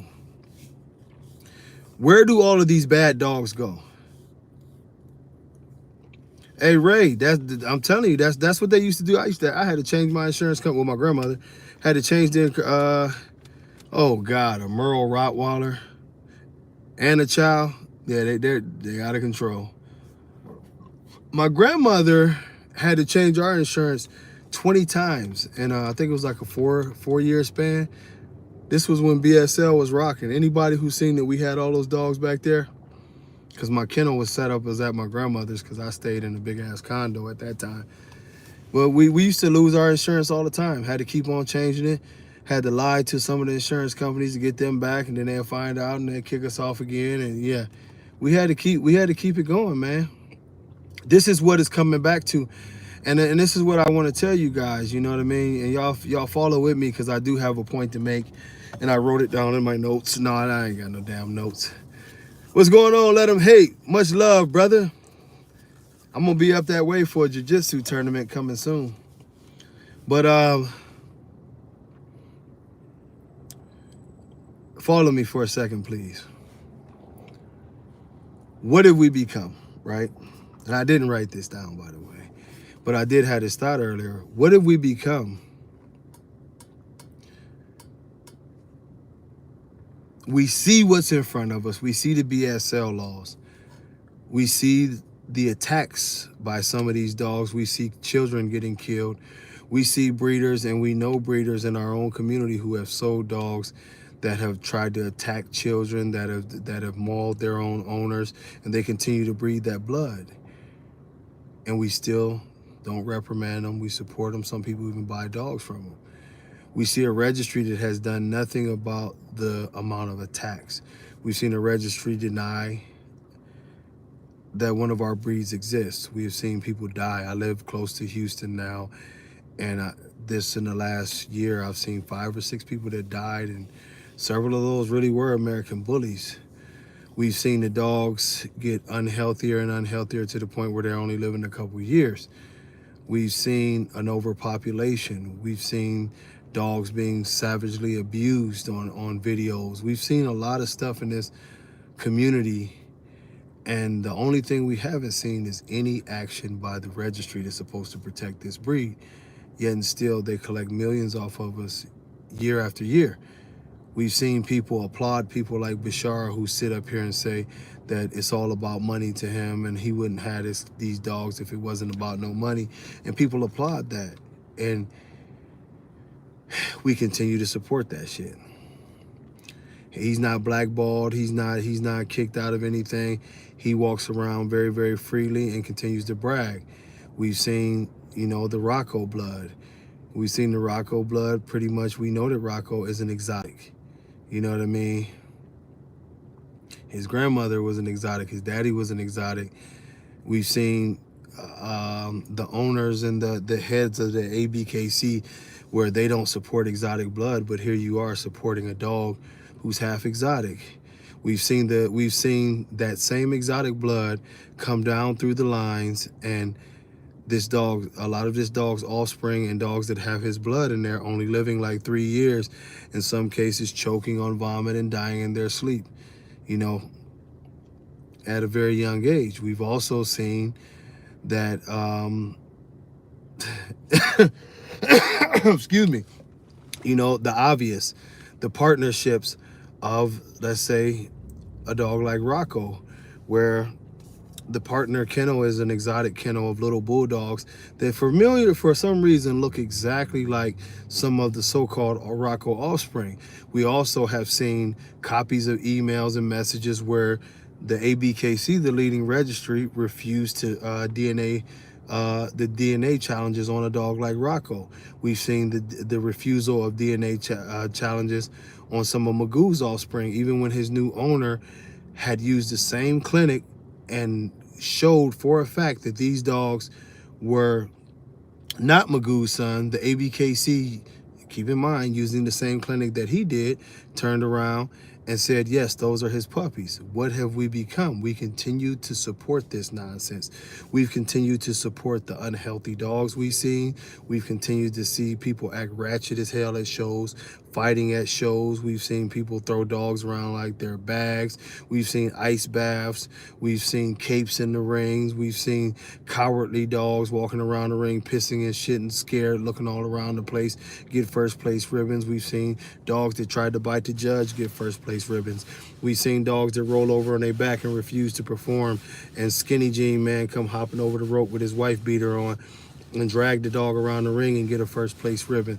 The quality of what we have seen in this community is absolutely ridiculous, but the sad part is we've continued to accept it, and at some point it has to stop. I am telling you this, and I'm telling you this now. You know what I mean? And that just shows you, yeah, we know that Dave is breeding everything with Demon Boy, and he's breeding everything with, with Bashar stuff, and he's doing the Rocco, the Colossus stuff. Dave is doing everything that he can to make $1, because you want to know why? He doesn't give a fuck about these dogs. I'll put this on this, and I've heard it from both of them. Dave tried to sell to ABKC years ago. ABKC turned around, Dave turned around and approached Cameron Wembley about trying to do it. You know what I mean? Yeah, they got exotic cats now. They about to fuck up the cat world. But Dave's been trying to get out of the ABKC. Dave, at this point, all he wants is money. He does not care about this breed. This is why, as you've seen him do interviews that talk about how great he is, you've never seen him do anything where he reprimanded how terrible the health of some of these dogs are.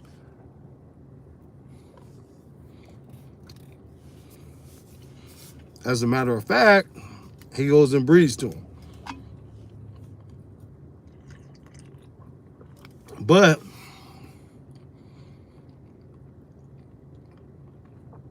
we have a lot of, we have a lot of hype in our community.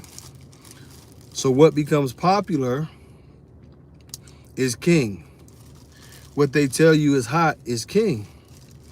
I've often told you guys this, and if you say something in reality, and sometimes you have to say something that's different,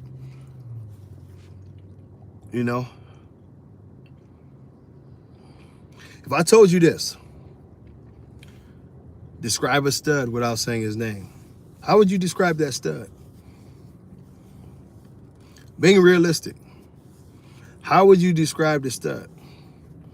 Me, I'm more about qualities of longevity, conformation, and health. So if you ask me to describe Rocco, right? If I was describing Rocco, I'll say very, very, very, very big, impressively big, good-looking dog from the front, very big head, although his head is more of an American bully head. I mean, American bulldog head instead of an American bully head, you know.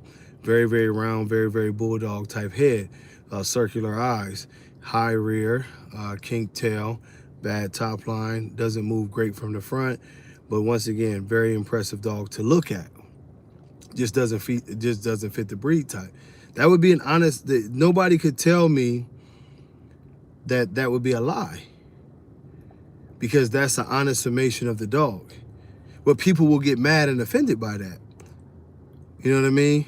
If they'll get mad because I talked about the kink tail. They'll get mad because I talked about the high rear. They'll get mad that I talked about the bad top line and the lack of movement. They'll get mad that I talk about he had to be drug around the ring all the time because he didn't have the most courageous temperament. Now, if I told you about another stud and I told you about this stud and I said, well, describe this stud, and you know what I mean? I told you, dog has a high rear, stiff stifles, bad top line, serious breathing issue because most of the time they put music up so you can't hear the breathing. Was known for throwing heart murmurs and bad hips. Questionable DNA profile, and died at 5 years old while trying to do a breeding. Would you want to use that stud? Y'all already know who I'm talking about. That's the truth. What do you want me to say positive? Oh yeah, he has a big neck. If you want to talk about, his kids and he's a great producer, most of his kids died before they were 5 years old. That's the reason why today you can't find most of his kids walking the face of the earth anymore. They all died. That's Dax. But because it's popular, people use it. And the next thing that, you know what I mean? See what I mean? And I hate to hear that, you know what I'm saying? Mr. Graham, or I hope that's Mr. Graham. But a lot of Rocco's dogs die at 1.5 years, a year old. People have been posting that all the time, talking about how early they died, the health issues they have. You know what I mean? And this comes from all that mixing that they're doing over there. And they don't care. Dave knows it, the ABKC knows it, and they keep it going because they're not here for the long run. Dave would like to put himself in a position where he can have, 20, 25 litters, selling dogs for $25,000, this, that, and the other, before the market implodes. He just wants to get some of that money. You don't think that Dave goes to Bashar's house and sees this Lambo and like, man, I wish my dog money would buy me something like that, it don't look right with me just doing it off the ABKC, but if I just do a little bit here, I'll go ahead and buy me one. This is what we're seeing. The breed has been sold out, has not been kept up to standards. The dogs that we known as the American bullies 10 years ago now don't exist. And I don't mean they don't exist in the physical, but in that registry, you can't take dogs in there. You can right now, think about that. If you took a Master Shifu into the ring right now, they would say he don't have breed type. This is a dog that just won nationals within the last 10 years. He don't have breed type. If you took an Austin Martin in the ring, he ain't got enough breed type. He wouldn't make it.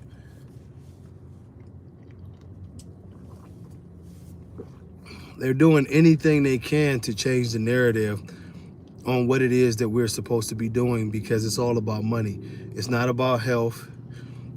Yeah, they'll definitely call him a classic. I wonder they would probably call Clydesdale a classic too. with all that chess. You know, my heart really, and I talk a lot of shit, and I'm just being honest with y'all. My heart breaks for the community a lot because there's so many people who are going to believe these lies. There's so many people who are going to go along with the things that we see and we know is wrong with this community. And there's so many people, you know, unfortunately, who are going to fall prey to some of the things that we see going on. You know, and I mean, and that's the thing. Bashar runs everything, and really, is that the type of person that you want running anything? You know, he tells you he doesn't care about the dogs. The heart problems in this community have run rampant, and they've done nothing to stop them.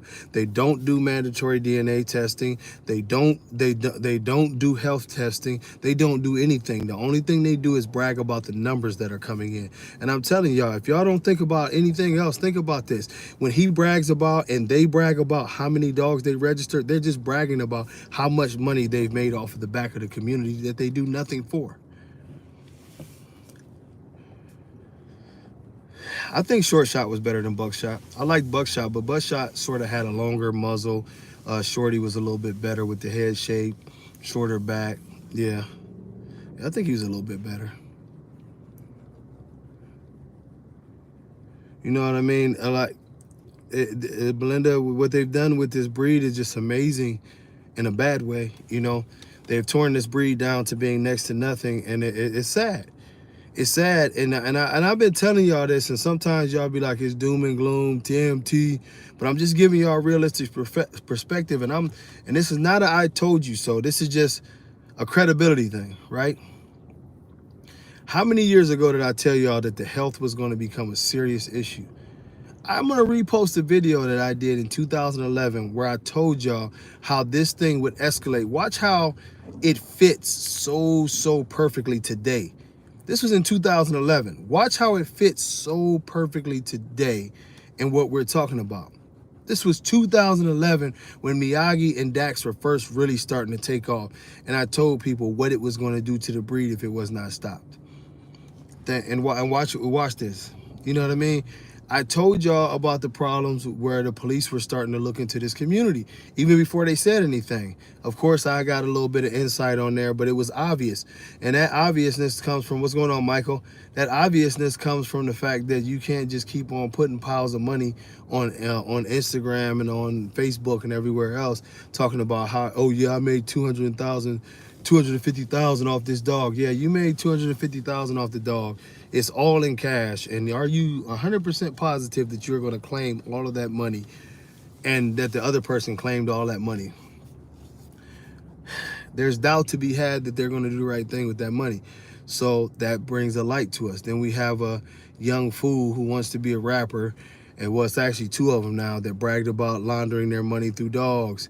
And they've got a huge following, and you've got other people saying this, and you got, you know what I mean, these dudes talk reckless and they're on the phones, and we know what you're doing. You pulling up, you know what I'm saying, you got no known hustle, but you're pulling up in a Lamborghini truck. Hey, what business you into? Oh man, I do a couple things, man.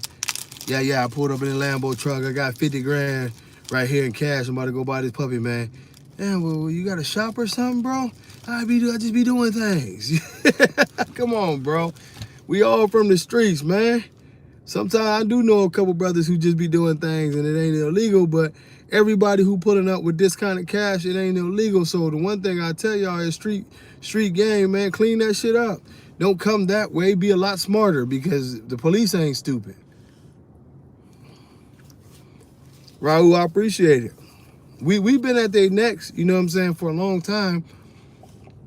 And this is why I'm saying this. And I'm being real with y'all.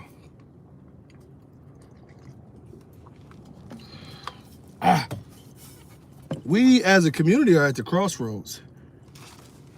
You know, we're at the crossroads on a lot of things. And one of the things that we're at the crossroads of, and I'm looking for my other phone, I dropped it. But one of the things we are on the crossroads is this.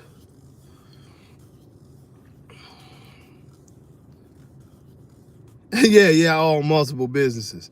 Sometimes they say, much love, y'all. Hey, you know it, Belinda, that's my sister. We've been at this for years, man. The one thing I'll tell y'all is this, man. And y'all know this. All jokes aside, we're at a crossroad and we're at a serious, serious situation. The UK is the tip of the iceberg. President Joe Biden, yes, he personally talks to the Prime Minister of the UK. What's going on, Tino? Hola.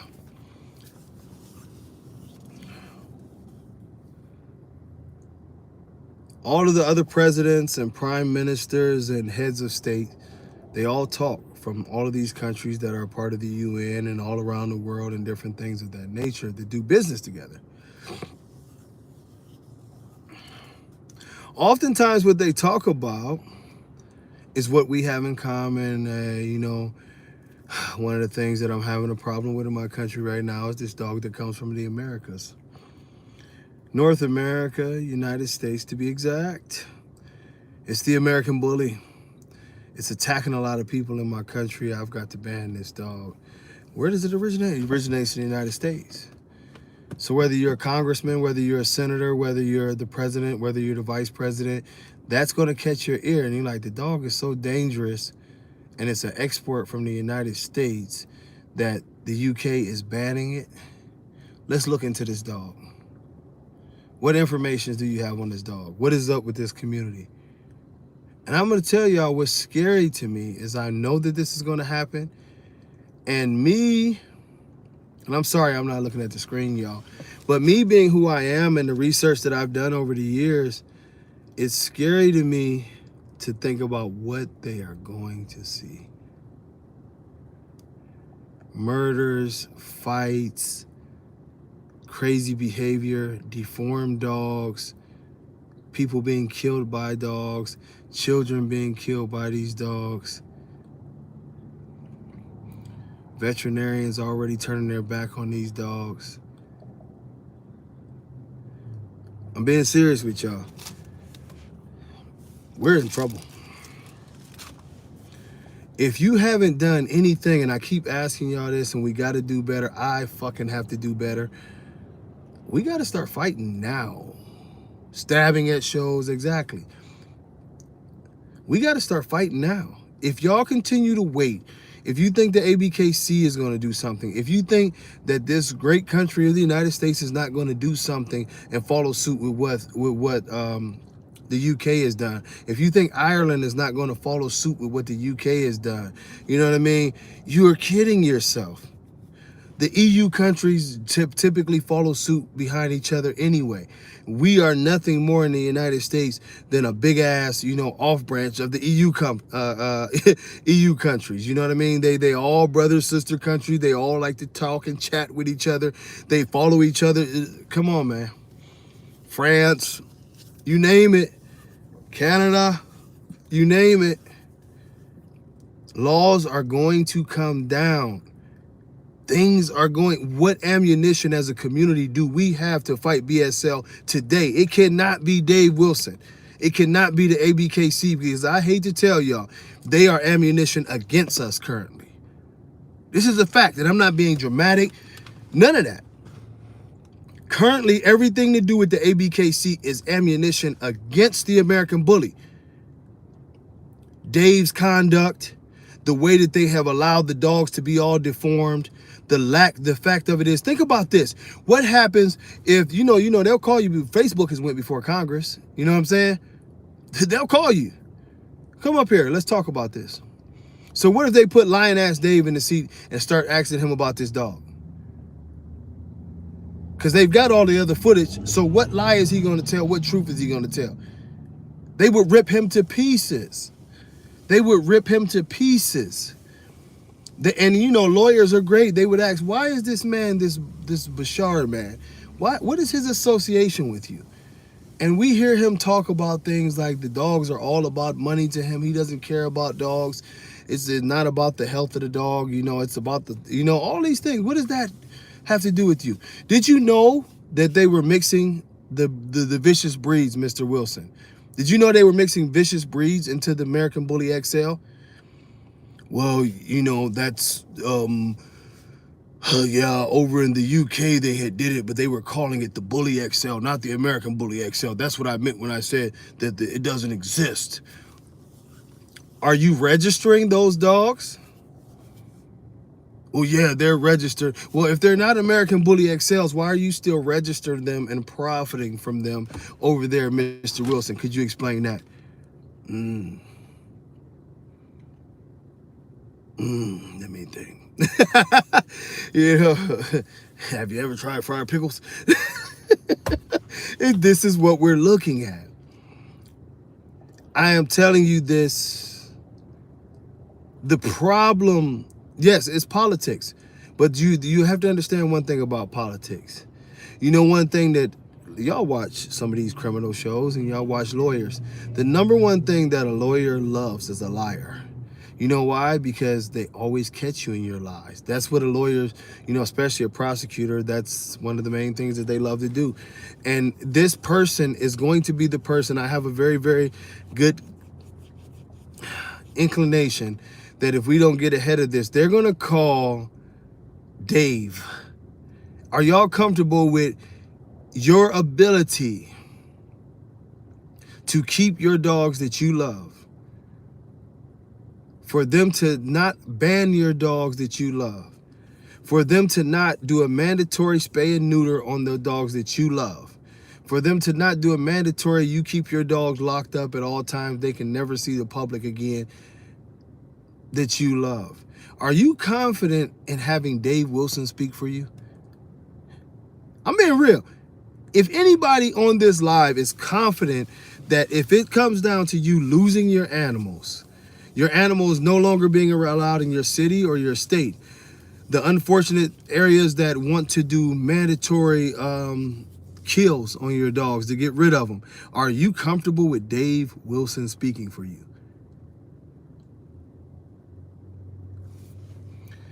The thing of it is it's always been a class, Holly. The American Bully XL has always been a class.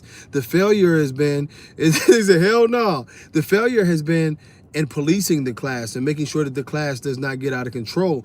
And one of the things that I'm going to tell you like this about it, Dave put his foot in his mouth a million times, because when he went on that interview and he blamed the people of the UK and said they're mixing different things into the dogs that they know could be vicious and this, that, and the other. I'm telling you, any attorney is going to say, okay, you said that they did that and they were doing that, but have you set up any precautions that those dogs would not be registered as American bullies with your registry that, you know, is over here? No. Why not? What can you say when they start asking you these things? The XL, one of the key ways to keep the XL on the right path was two ways. This is what my program would be. For one, temperament testing. Temperament testing on the dogs to see if the dog has passable temperament to not only be bred, but to be, you know, to be comfortable out in public around other dogs and around other people. Very, very important, because that way you cut down on the attacks and that way you cut down on the aggressive puppies. Next, we would do a mandatory, what I always say, mandatory DNA testing, because as this thing goes along, people say that those tests don't work. But the one thing those tests do work very, very good with is old breeds. So if you have an older breed, like say, for instance, a Bull Mastiff, a Neapolitan Mastiff, a South African Bordeaux, a Bordeaux, one of those type of dogs, and you mix it with anything, you know, American Bully or whatever the case may be, its genetics is so strong and so sound, and the DNA will show up so easily that it'll be an instant red flag. When I get your test back and it says, oh, that's a South African, where did that come from? Because when we DNA tested him the first time, it didn't say anything about a South African. Where did that come from in these puppies? Now let's pull that shit up out of here. The reason why we have to pull that shit up out of here is because as much as I love South Africans, and I will have me another one very soon probably, I know what type of dog it is. One of the reasons why I've waited to get my South African, you know, at my own place is for one good reason, you know what I mean? You have to do it, you know what I mean? You have to do it, because they're very, very vicious dogs at times. You know what I mean? I mean, we have another dude who wants to talk. Oh, they switch pages. You block them and they switch pages, talking about doing it from a car seat. Oh, this, that, and the other. Why are people always so worried about where I live at and what I do? And then the most amazing thing is, and the funniest thing is that you have these weirdo people who come on here and talk about Miss Quincy. The funniest thing is when I go in public, y'all would never in your life try to disrespect me. You're disrespecting on a platform of an internet, but you would never disrespect me. That's the thing. Like, to say it in my face, and I'm not saying I'm the toughest guy ever, but I won't take no disrespect. So that makes you weak. That's why I don't go on other people's pages and try to disrespect them over the internet. Because if it was personal for me to disrespect you, I would just try to do it face to face like a man. But for you to be on there, oh, Miss Quincy and this, that, and the other, oh, all that talk, you know what I mean? I'd have you spitting out teeth, bitch. That's simple. Y'all always talk about steroids. Just the fact that you think that I'm on steroids and the reason why I push the type of weight, it should let you know that I hit hard. I'm a grown man. Don't call me no miss. Don't call me no nothing. You are the one acting like a miss, and a terrible miss, by worrying about where somebody lives, where somebody stays, and all of this other carrying on. I'm a grown man that takes care of my children. We live all right. We do all right. And I'm not worried about you people. I'm here to talk about dogs. The weirdos, and we already know who probably one of those weirdos. Yeah, the internet is something else. The same weirdos who stay up all night looking through all of my videos going back 8 and 9 years to try to find something to say. Stop it. What's going on, Sam? But while Sam puts up the question, okay, Holly, I don't want to miss you. I'm sorry, babe.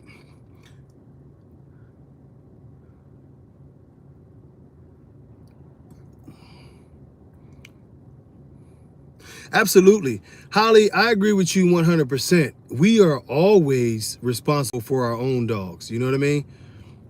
We're always responsible for our own dogs. And yeah, look, I don't have I love to lift my weights, you know what I'm saying? I was actually bigger than this when I was young. I've been lifting for over 30 years. And I don't know, that's I'm gonna get to your question, Holly, or your statement. That's that little testicle syndrome when you worried about the size of a man and you worried about a man's capabilities and all kind of weird stuff, man. I live in the gym, and I never try to knock a guy for what they lifting and what they doing or try to degrade their work. I don't run around talking about guys in general. A man is a man. I'm more interested in the women. You know what I mean? What do women look like? It's the weirdest thing to me. I've never been that obsessive with anything. I've never been jealous of another man. I'll argue with you on the topics, but I like to see all men and women succeed, because it does my spirit no good to hate on nobody. Why would I be mad because you don't have? I'm mad at myself for not going out and getting it for myself if I wanted it that bad. That thing is weird. That's why y'all never see me on anybody's page trying to troll or trying to hate. It's a real bitch ass tendency, you know what I mean?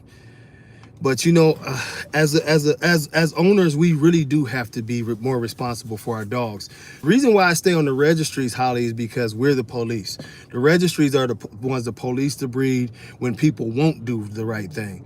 You know what I mean? So if for those who are not being responsible, your dogs are aggressive, you're still bringing them out to shows and different things, it's up to the registry to pull that dog. Like, know what? I'm going to take his registration because he's a fucking lunatic.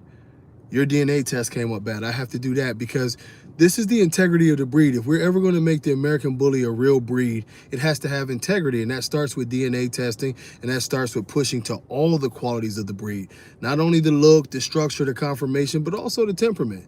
And you have to have things implemented to attack every single part of what this dog is supposed to be if we're ever going to make it a real breed. Temperament is a huge part of all breeds. So if this breed is supposed to be a more laid back, chill breed, then why are we not monitoring that? And why has there never in the ABKC history been any kind of testing for temperament and qualifications for temperament, especially as we see dog bites in our breeds on the rise? They're just taking money once again. Okay.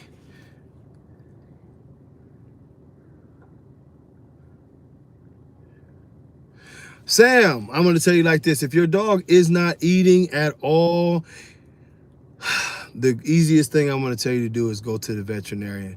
This could be a multitude of things. The dog could be sick.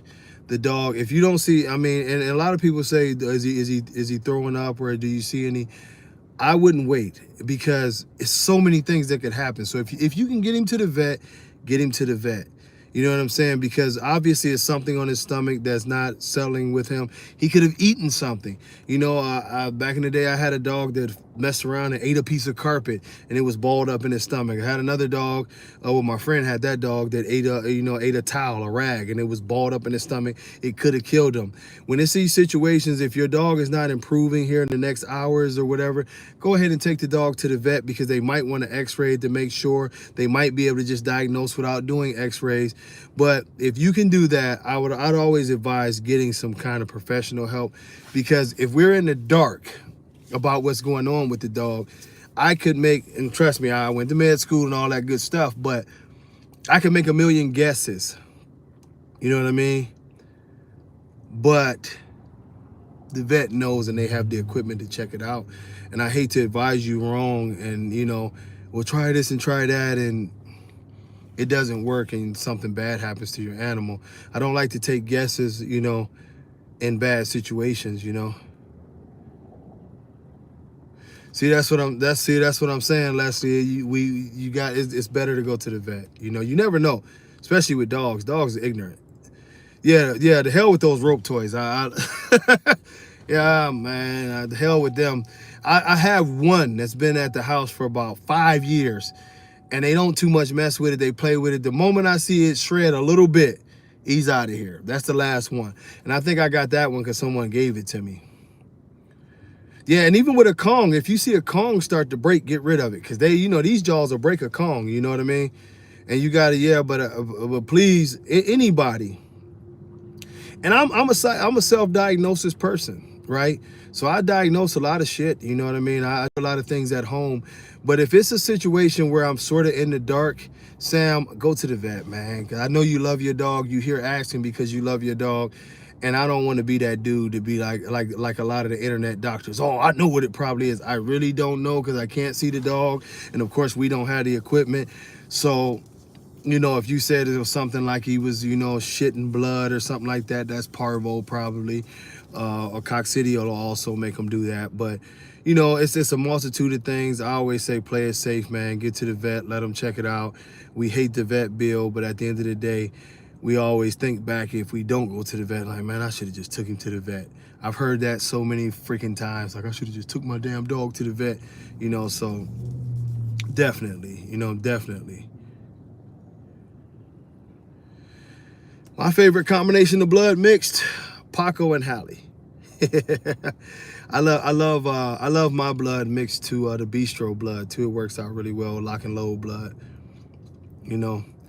But whatever y'all do with medical stuff, man, it's simple stuff is fine, like skin, but when the dog is starting to get lethargic and don't want to eat, I always get scared, because dogs can take a turn so fast. You can see your dog happy running around in the morning, start acting lethargic in the evening, and by morning it's like a critical situation,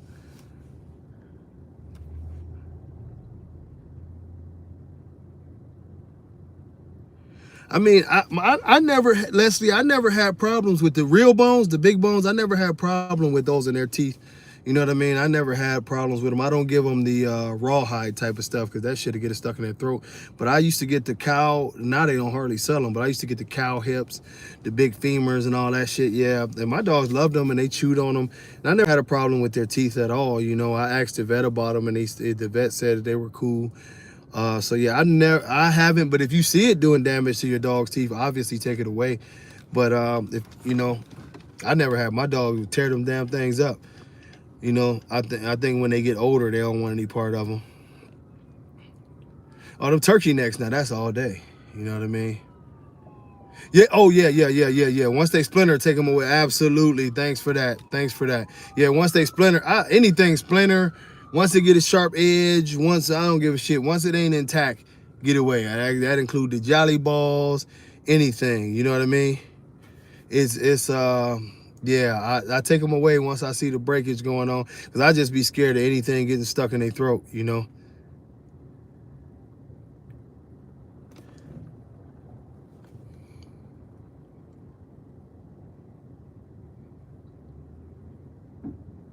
Said body bags in body bags in backyards. That's I don't know what a body bag in the backyard is. Yeah, I don't know what the body bags in the backyard is. That's sounds grim. I don't know, like I don't know what that is, Holly. I have no idea.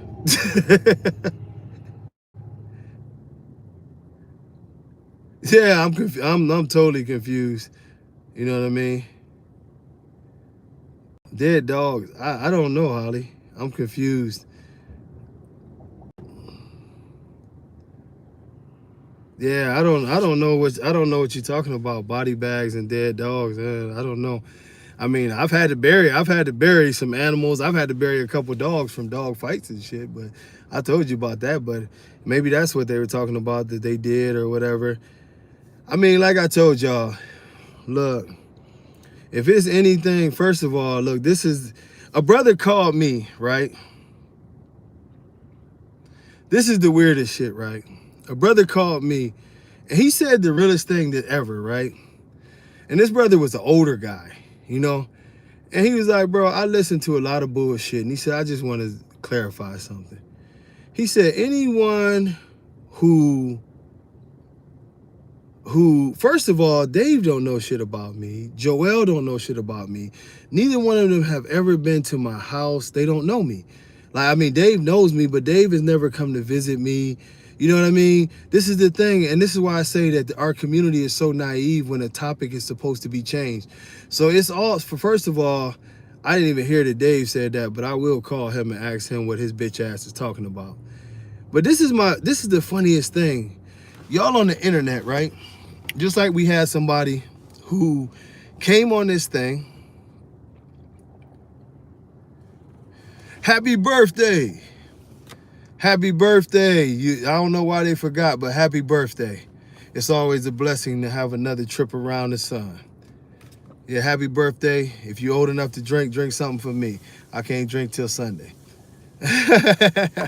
But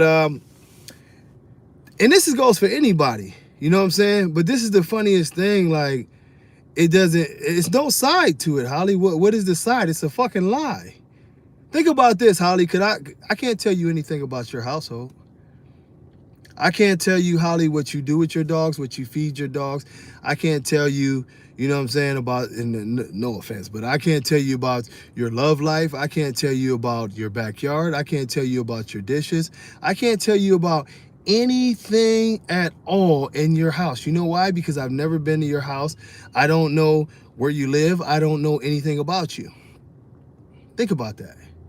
I don't know anything about y'all besides when we're on here, just like y'all don't know anything about me when I'm on here. I've never met that toothless clown at all. He brings up my name because he wants numbers. He's never met me. He's never seen me. He's never done anything. He's never been around me. Just like you people who get on here and they say you live in a car. That would make no sense if I have 20 dogs. If you see my kids are always very clean, very well dressed. If you pay attention to my, yes, the doggo will be. If you pay attention to my page, you'll notice that I have multiple cars. But why would I live in a house? This is what I'm saying. I use the house. I mean, why would I live in a car? This is why I used it. That's why I say the things that people say are weird, and the fact that the internet actually it feeds into this is even weirder. You know, a person on there telling you I take steroids. Well, were they in the bathroom with me as I was taking pills or injecting myself with something? It wouldn't make sense. How would anybody know what's going on in my backyard? I've never been charged with anything. I've never been investigated with anything about anything that's going on at my house. Why would all of my dogs be dead? And why would I still have dogs? How did the dogs end up dead? And most importantly, how would anybody know if it was my house?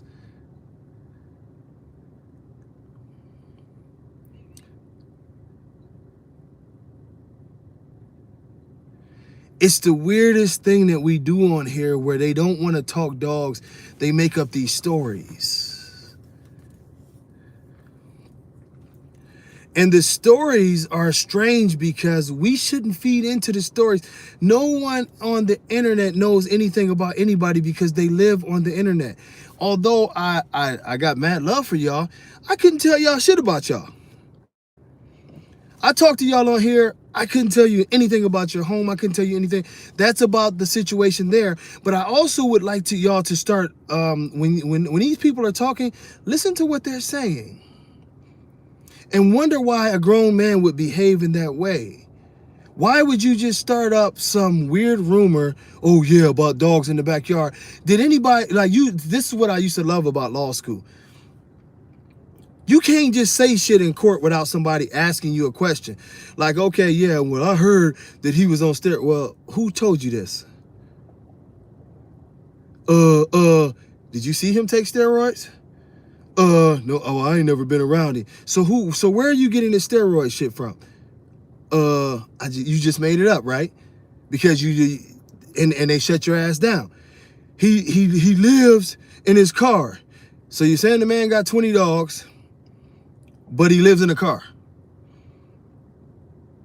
But then one of the cars that he goes on live from is a $100,000 Mercedes, or close to it. The other vehicle is a 2021, basically $50,000 vehicle. But he lives in a car. Meanwhile, and I'm just going through this because it's hilarious to me. One of the funniest things about it is they fascinated with anything that takes the topic off of themselves. Please understand, the same person that y'all talking about, all of his anger comes from the fact that I said don't breed dogs with breathing issues, and people start canceling on him because his dog was producing breathing issues, and he admitted that 20% of his dogs have breathing issues. That's all it's about. I'm being real with y'all. Like I don't have to. Yeah.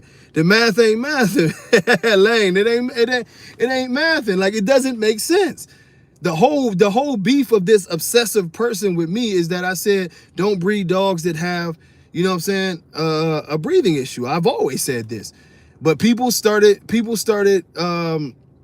getting upset because they were canceling studs and stuff. That has nothing to do with me, bro. I'm gonna tell people not to don't breed a dog with a heart murmur. Don't breed a dog with an elongated palate. Don't breed with bad hips. This is basic dog stuff. And then the funniest part about it is that, you know, then people listen to these lives and y'all don't question nothing. And I'm not saying you, Holly, but people don't question anything. You know what I'm saying? People don't question anything. You know what I mean? Oh yeah, I'm ready to fight this person. I'm ready to fight. Do y'all really believe in y'all right mind that these people want to fight me? A person that y'all know for a fact, I literally work out so much that they swear that I'm on all kind of steroids. You know what I'm saying? I lift all these weights. I go to jiu-jitsu tournaments. I used to box, all of this. And you see people who can't even breathe on a live talking about they want to fight me. Do y'all really believe this? And did y'all ever ask yourself, well, what exactly do you want to fight him for? Like, what is the motive, or like, what reasoning do you have to fight some man that you don't know, haven't done any business with? He doesn't owe you anything, but you want to fight, and you're a 50-year-old man. No one asks the real questions. Like my man just said, the math ain't mathing. It don't math. Like none of this stuff adds up. That the conversation that I want to have is, why are we doing these dogs like this? But then we come up with all these weird theories that I have a bunch of dead bodies all over the backyard. And well, did y'all think that I called Joel or did I call Dave when I was burying bodies? Who would say I was burying bodies? Why would I be burying bodies?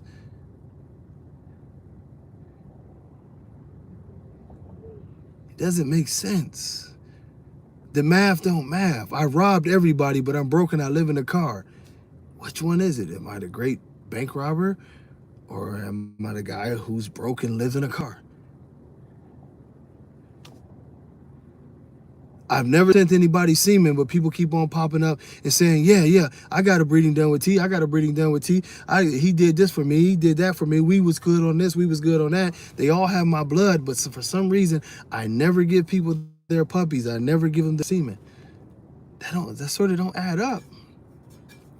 Meanwhile, I'm like, but healthy dogs matter.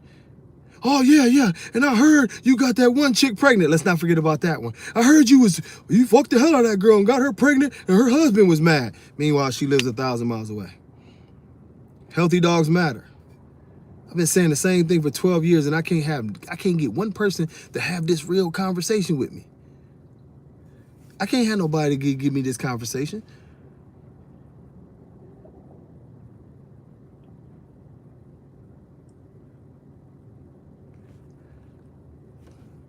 That's the funny thing. He's talking about, oh, any of your supporters don't. Nobody cares about you, dude. Nobody even knows who you are. Nobody cares. And I'm putting it out there, and I'm like, because I'm so done with it, and it's so weird to me. Like, if y'all want to be real, let's put it on wax, right? They're all going to Houston, Texas. I live 30 minutes away from Houston, Texas. Nobody has to get on the internet and act tough.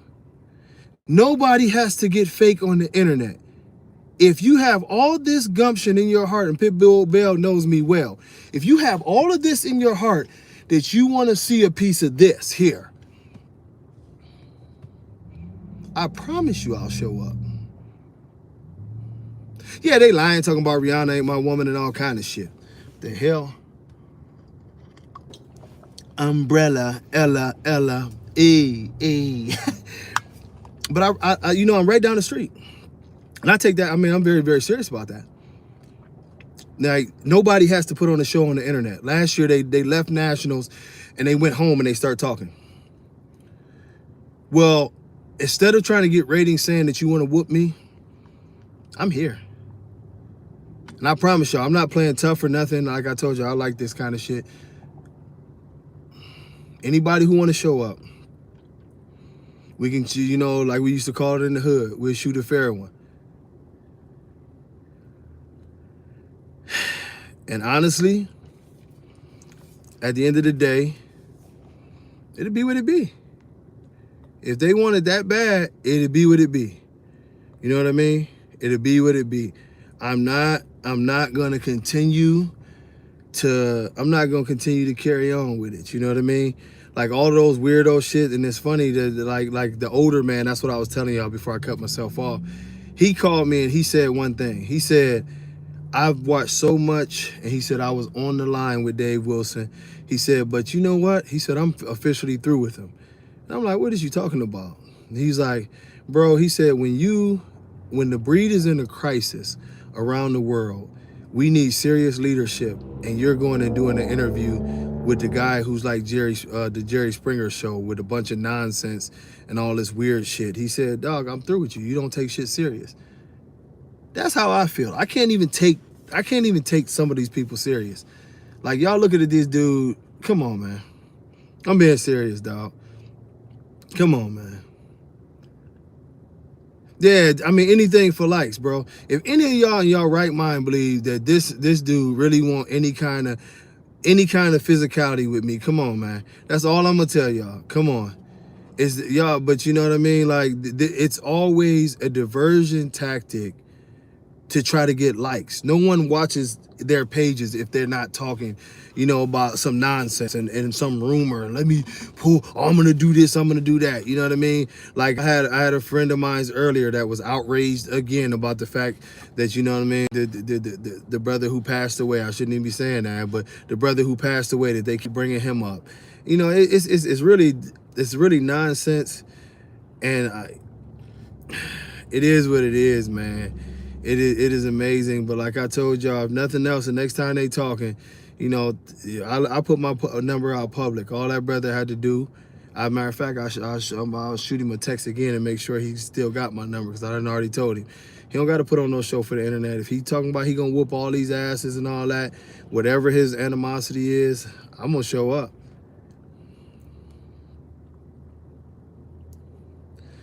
I mean, bro, I really don't, man. I really don't, man. The shit is hilarious to me, bro. All of this is hilarious to me. You know what I mean? That's all I can say. All of it's hilarious to me. You know what I mean? And that's all I can say. They've tried everything in the world, bro. Play this, do that. I don't even have time. I don't listen to that shit. You know what I'm saying? I don't have time for none of that, bro. Like, those who follow me know what it is. They know how I take care of people. Y'all see me, my kids is with me. I'm one of the few fathers in this world. Can't nobody ever shame me about nothing with my kids. I'm one of the few fathers in this world that, you know what I mean? It don't even matter, Holly. I'm one of the few fathers in this world, and Pitbull Bell can testify to that, that dropped a small car to make sure that I can see my kids. You know what I mean? I won't go into my personal business on nothing, but hey, I don't even have child support.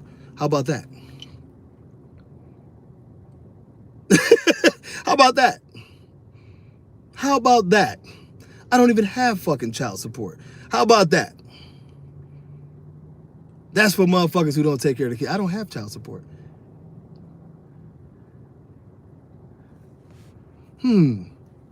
I paid my lawyers. I don't even have child support.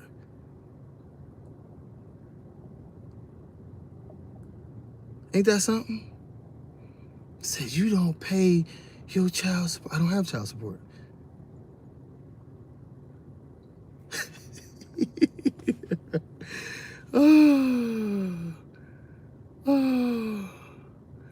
Man, I keep my kids with me. I'm gonna take care of mine. They on vacations. Y'all see me, we on vacations. We out in the sun. Motherfucker can't never tell me nothing about my kids. I don't got no motherfucking child support. When the situation, y'all lived through it, so I will mention that. When a motherfucker was trying to keep my kids away from me, I went and got the best law firm in the state of Florida and paid them big bucks to make sure my babies got home.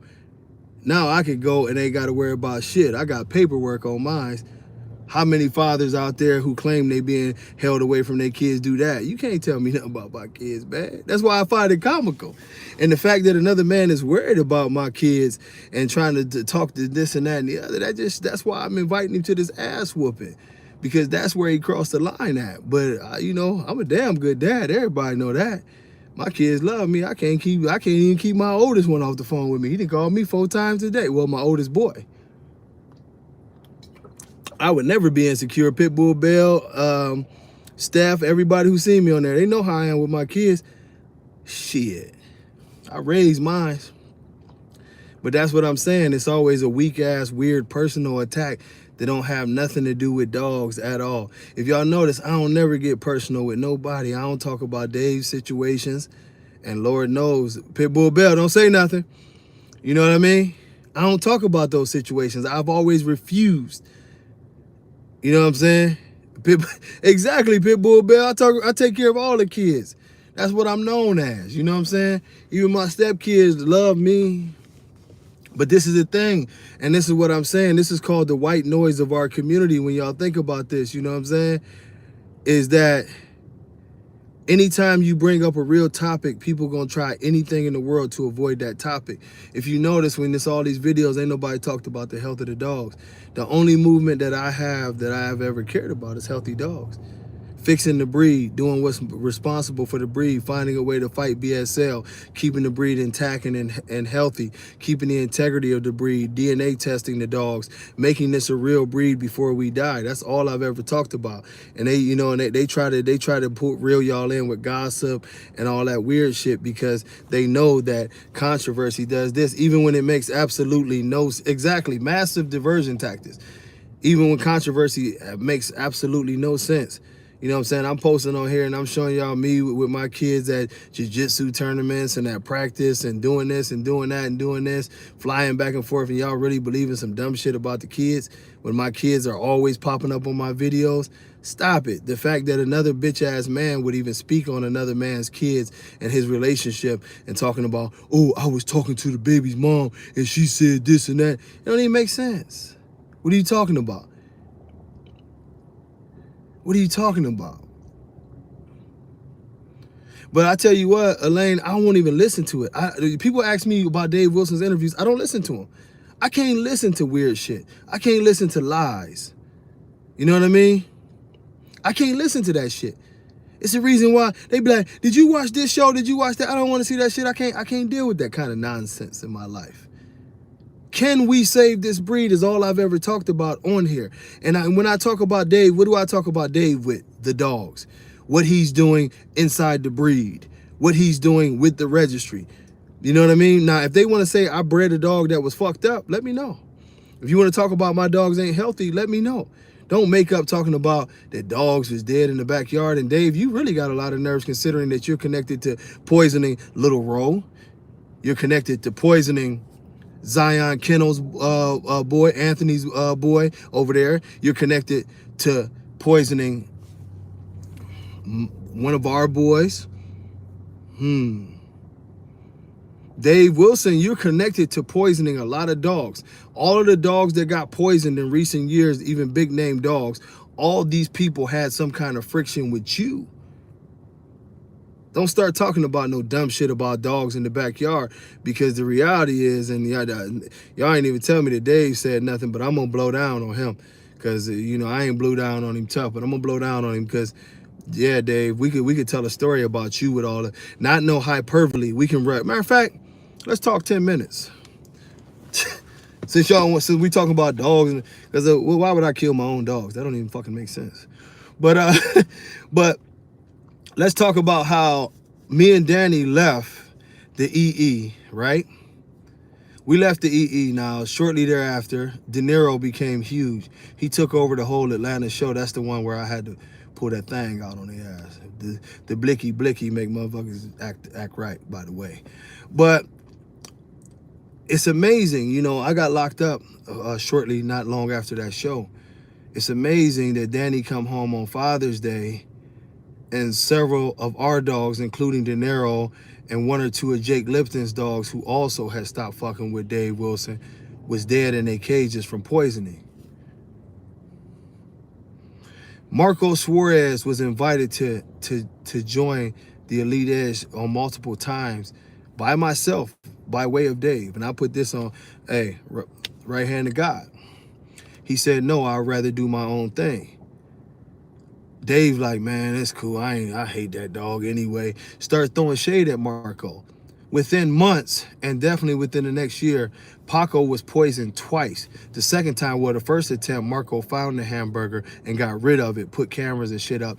But the second time, they got Paco, and Marco had to do extraordinary things to make Paco live even a longer life. Shall I continue? Bobby Deans had a problem. The dog was at Sean's house. Then I'm talking about Sean Jackson. You know what I'm saying? Right at Sean Jackson's house, Bobby Deans showed y'all this, and he showed you the toxicology report. This dog that was really switched in places. They thought that Bobby's dog was over here, but it was somewhere else. But they didn't like Sean Jackson at the same time anyway. Well, Bobby posted the toxicology report. They poisoned that dog with cocaine. This is out in Virginia, in the sticks, in the backwoods. Nobody else got a problem with Bobby Deans or Sean at this time besides Dave and Cruz, and those dogs got poisoned. You had beef with me and Danny. Dogs get poisoned. You tried to put it off on Cruz, Dave. Yeah. Then you had beef with Bobby Deans, and you still got beef with Bobby Deans. His dogs end up poisoned and dead, Dave. You was mad about the money that Paco was making. Y'all tried to poison Paco 2 times. You had a beef with the dude from Anthony and Zion. Y'all poisoned his dog. Well, his dog came up poisoned. Let's put it that way. These is all facts. Y'all do the fact checking. I ain't gonna tell y'all no lies or no bullshit. Do the fact checking on who had beef. None of these people like one person. Well, let's say a couple people, because Cruz was his partner at the time. It's not one person that I named y'all in that circle, from Bobby Deans to Marco Suarez to myself and Danny to Anthony over there at Zion. None of us will dispute this story. Everybody had beef with these certain individuals, but the dogs end up dead. The only reason why Dave got a get out of ass whooping free stomping pass was, for one, I was locked up. For two, when I got out, he specifically called me to the Tampa Fairgrounds. I put this on my kids. Pulled out his phone and showed me messages from Cruz, where Cruz was talking about calling my PO to try to get me locked back up so they could get rid of me out of their fear. That's real shit. So before y'all start innuendo, I can really drop some jewels up in here. And that's all shit that you can fact check. And Dave, you know what I'm saying, even his snitching on Cruz, yeah, he was factual with it. Showed me his phone, inline text, old text from Cruz, all the way down to the bottom to, hey, yeah, homie, that fool Hall of Fame is on parole. We can get rid of that fool by calling his parole officer. When I went back, I'm gonna tell y'all the story before I get up out of here. When I went back to Ohio, because when I got out of the joint, y'all know me, I'm slick, you know, I'm slicker than oil. So I leave Ohio, I immediately go to Clearwater, Florida, where I had the resident. You know, my girl had the residence set up. We good, right? I go immediately to live there, but I had to keep flying back and forth to Ohio. I had a residence over in Beechwood where a friend of mine had set me up, so my PO and everything would be, you know. So my homie from Beechwood, she give me a call and she like, yo, the PO said they looking for you. So I like, she got my phone number, you know. Call. She's like, just give her a call. So I call and the PO was like, yeah, you need to come in here tomorrow. You know what I'm saying? We need to talk to you. I'm like, okay.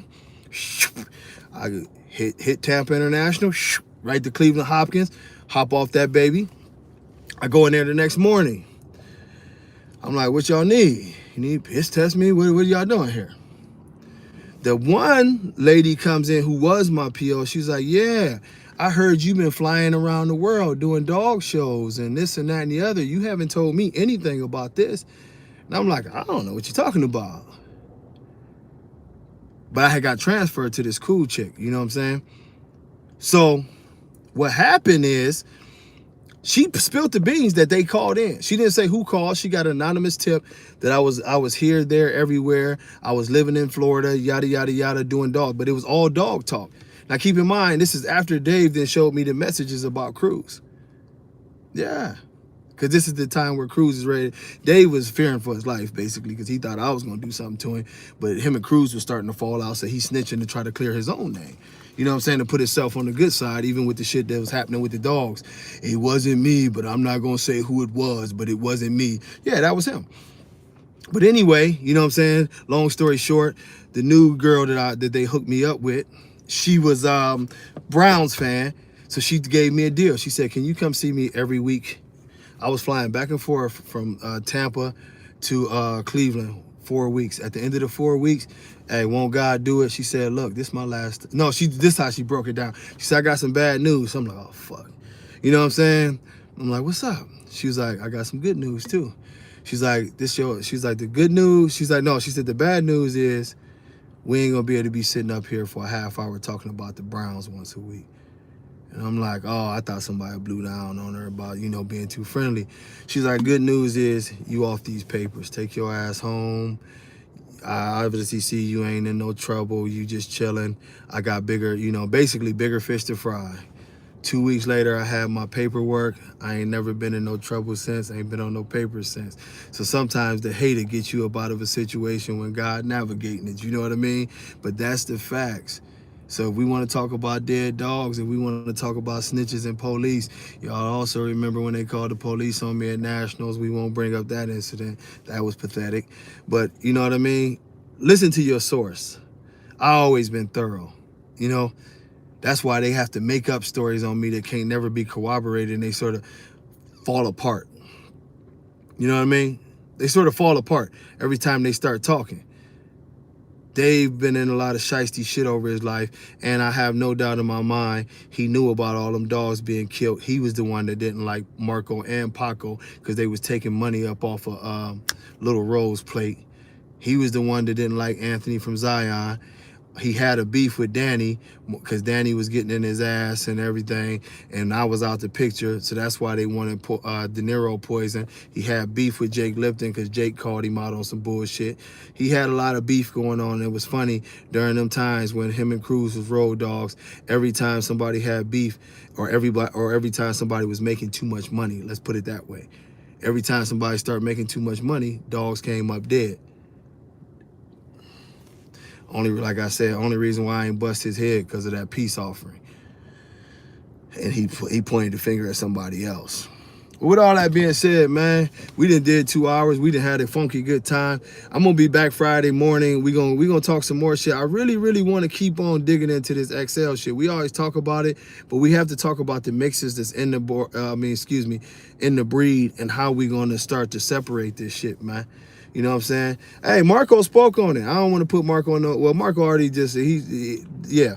It ain't no secret what they did to Paco. Ain't no secret what they did to De Niro. Ain't no secret what they did to Bobby Dean's dogs. The shit is all documented, reported. So, you know, before you start talking about some imaginary dogs in the backyard of a place that I literally, and Pitbull Bell can tell y'all that, the fucking the animal control used to be at my house every fucking week because I had a racist neighbor that was always calling on me. So my dogs was always in good health. That's another thing that they don't want to tell y'all about. When I lived out in Florida, they literally used to come to they was harassing me, but it worked to my advantage because they always got a chance to see my dogs, see how good the health they was in. Literally, I had 2 big ass buildings out there with air conditioning for the dogs. My shit was lovely. I would wish it was like that now, honestly. I had them 2 big ass buildings again because it was lovely in there. But you know what I mean? It's always, that's why they call it history, because it's his story. It depends on who telling it and how much sense it'll make. But I just give y'all the facts. And if y'all can't see through the lies, you know, open your eyes. But as I always say, if you gonna eat good. Don't be eating that bullshit. Domino's pizza, I'm still on their neck. If you're gonna drink good. Don't, you know, get you some Gatorade or something. Don't be yeah, Powerade, do something with your life. Don't be drinking that damn slit malt liquor. If you're gonna smoke, please stay away from your uncle out there in your grandma's backyard with them sticks and them seeds, growing that shit from the 70s. It is time to let it go. You know what I'm saying? And if you're gonna do that thing that me and Rihanna be doing to make all these beautiful babies, make sure you do it well, or he or she might leave your stinking ass. I tell y'all what, I see y'all Friday morning. He said, is that barn still out there? Hey, no, I actually sold them both before I left. Yeah, Stump Down Brown used to come by the crib, and he used to see my dogs out there all the time. You know what I'm saying? There's plenty of people. Y'all believe the lies if y'all want to, man. You know, but tell them we want to talk about these dogs. Hey, Sunday I'm going to be sipping well. I'm on a water diet right now. Until next time, hey, God bless y'all. Reach out to somebody in your family. Let them know you love them. This is a crazy world. People leaving every day. Some people oh, I almost forgot. This is Depression Awareness Month. Please check on your folks. Love you, Pitbull Bell. Please check on your folks. You know what I mean? Please check on your folks. You never know what people going through. And we getting towards that time of the year where it's the holidays, where it seems like depression spikes really bad. Check on your loved ones, man. I catch up with y'all Friday, man. Oh, it's domestic violence awareness too? Yeah, man. Y'all keep your hands off people. Learn to walk away. Seriously, learn to walk away. Ain't gonna be nothing but regrets if you even let a motherfucker antagonize you. So keep your hands to yourself. Keep your peace to yourself. Until next time, God bless y'all. Much love. Peace.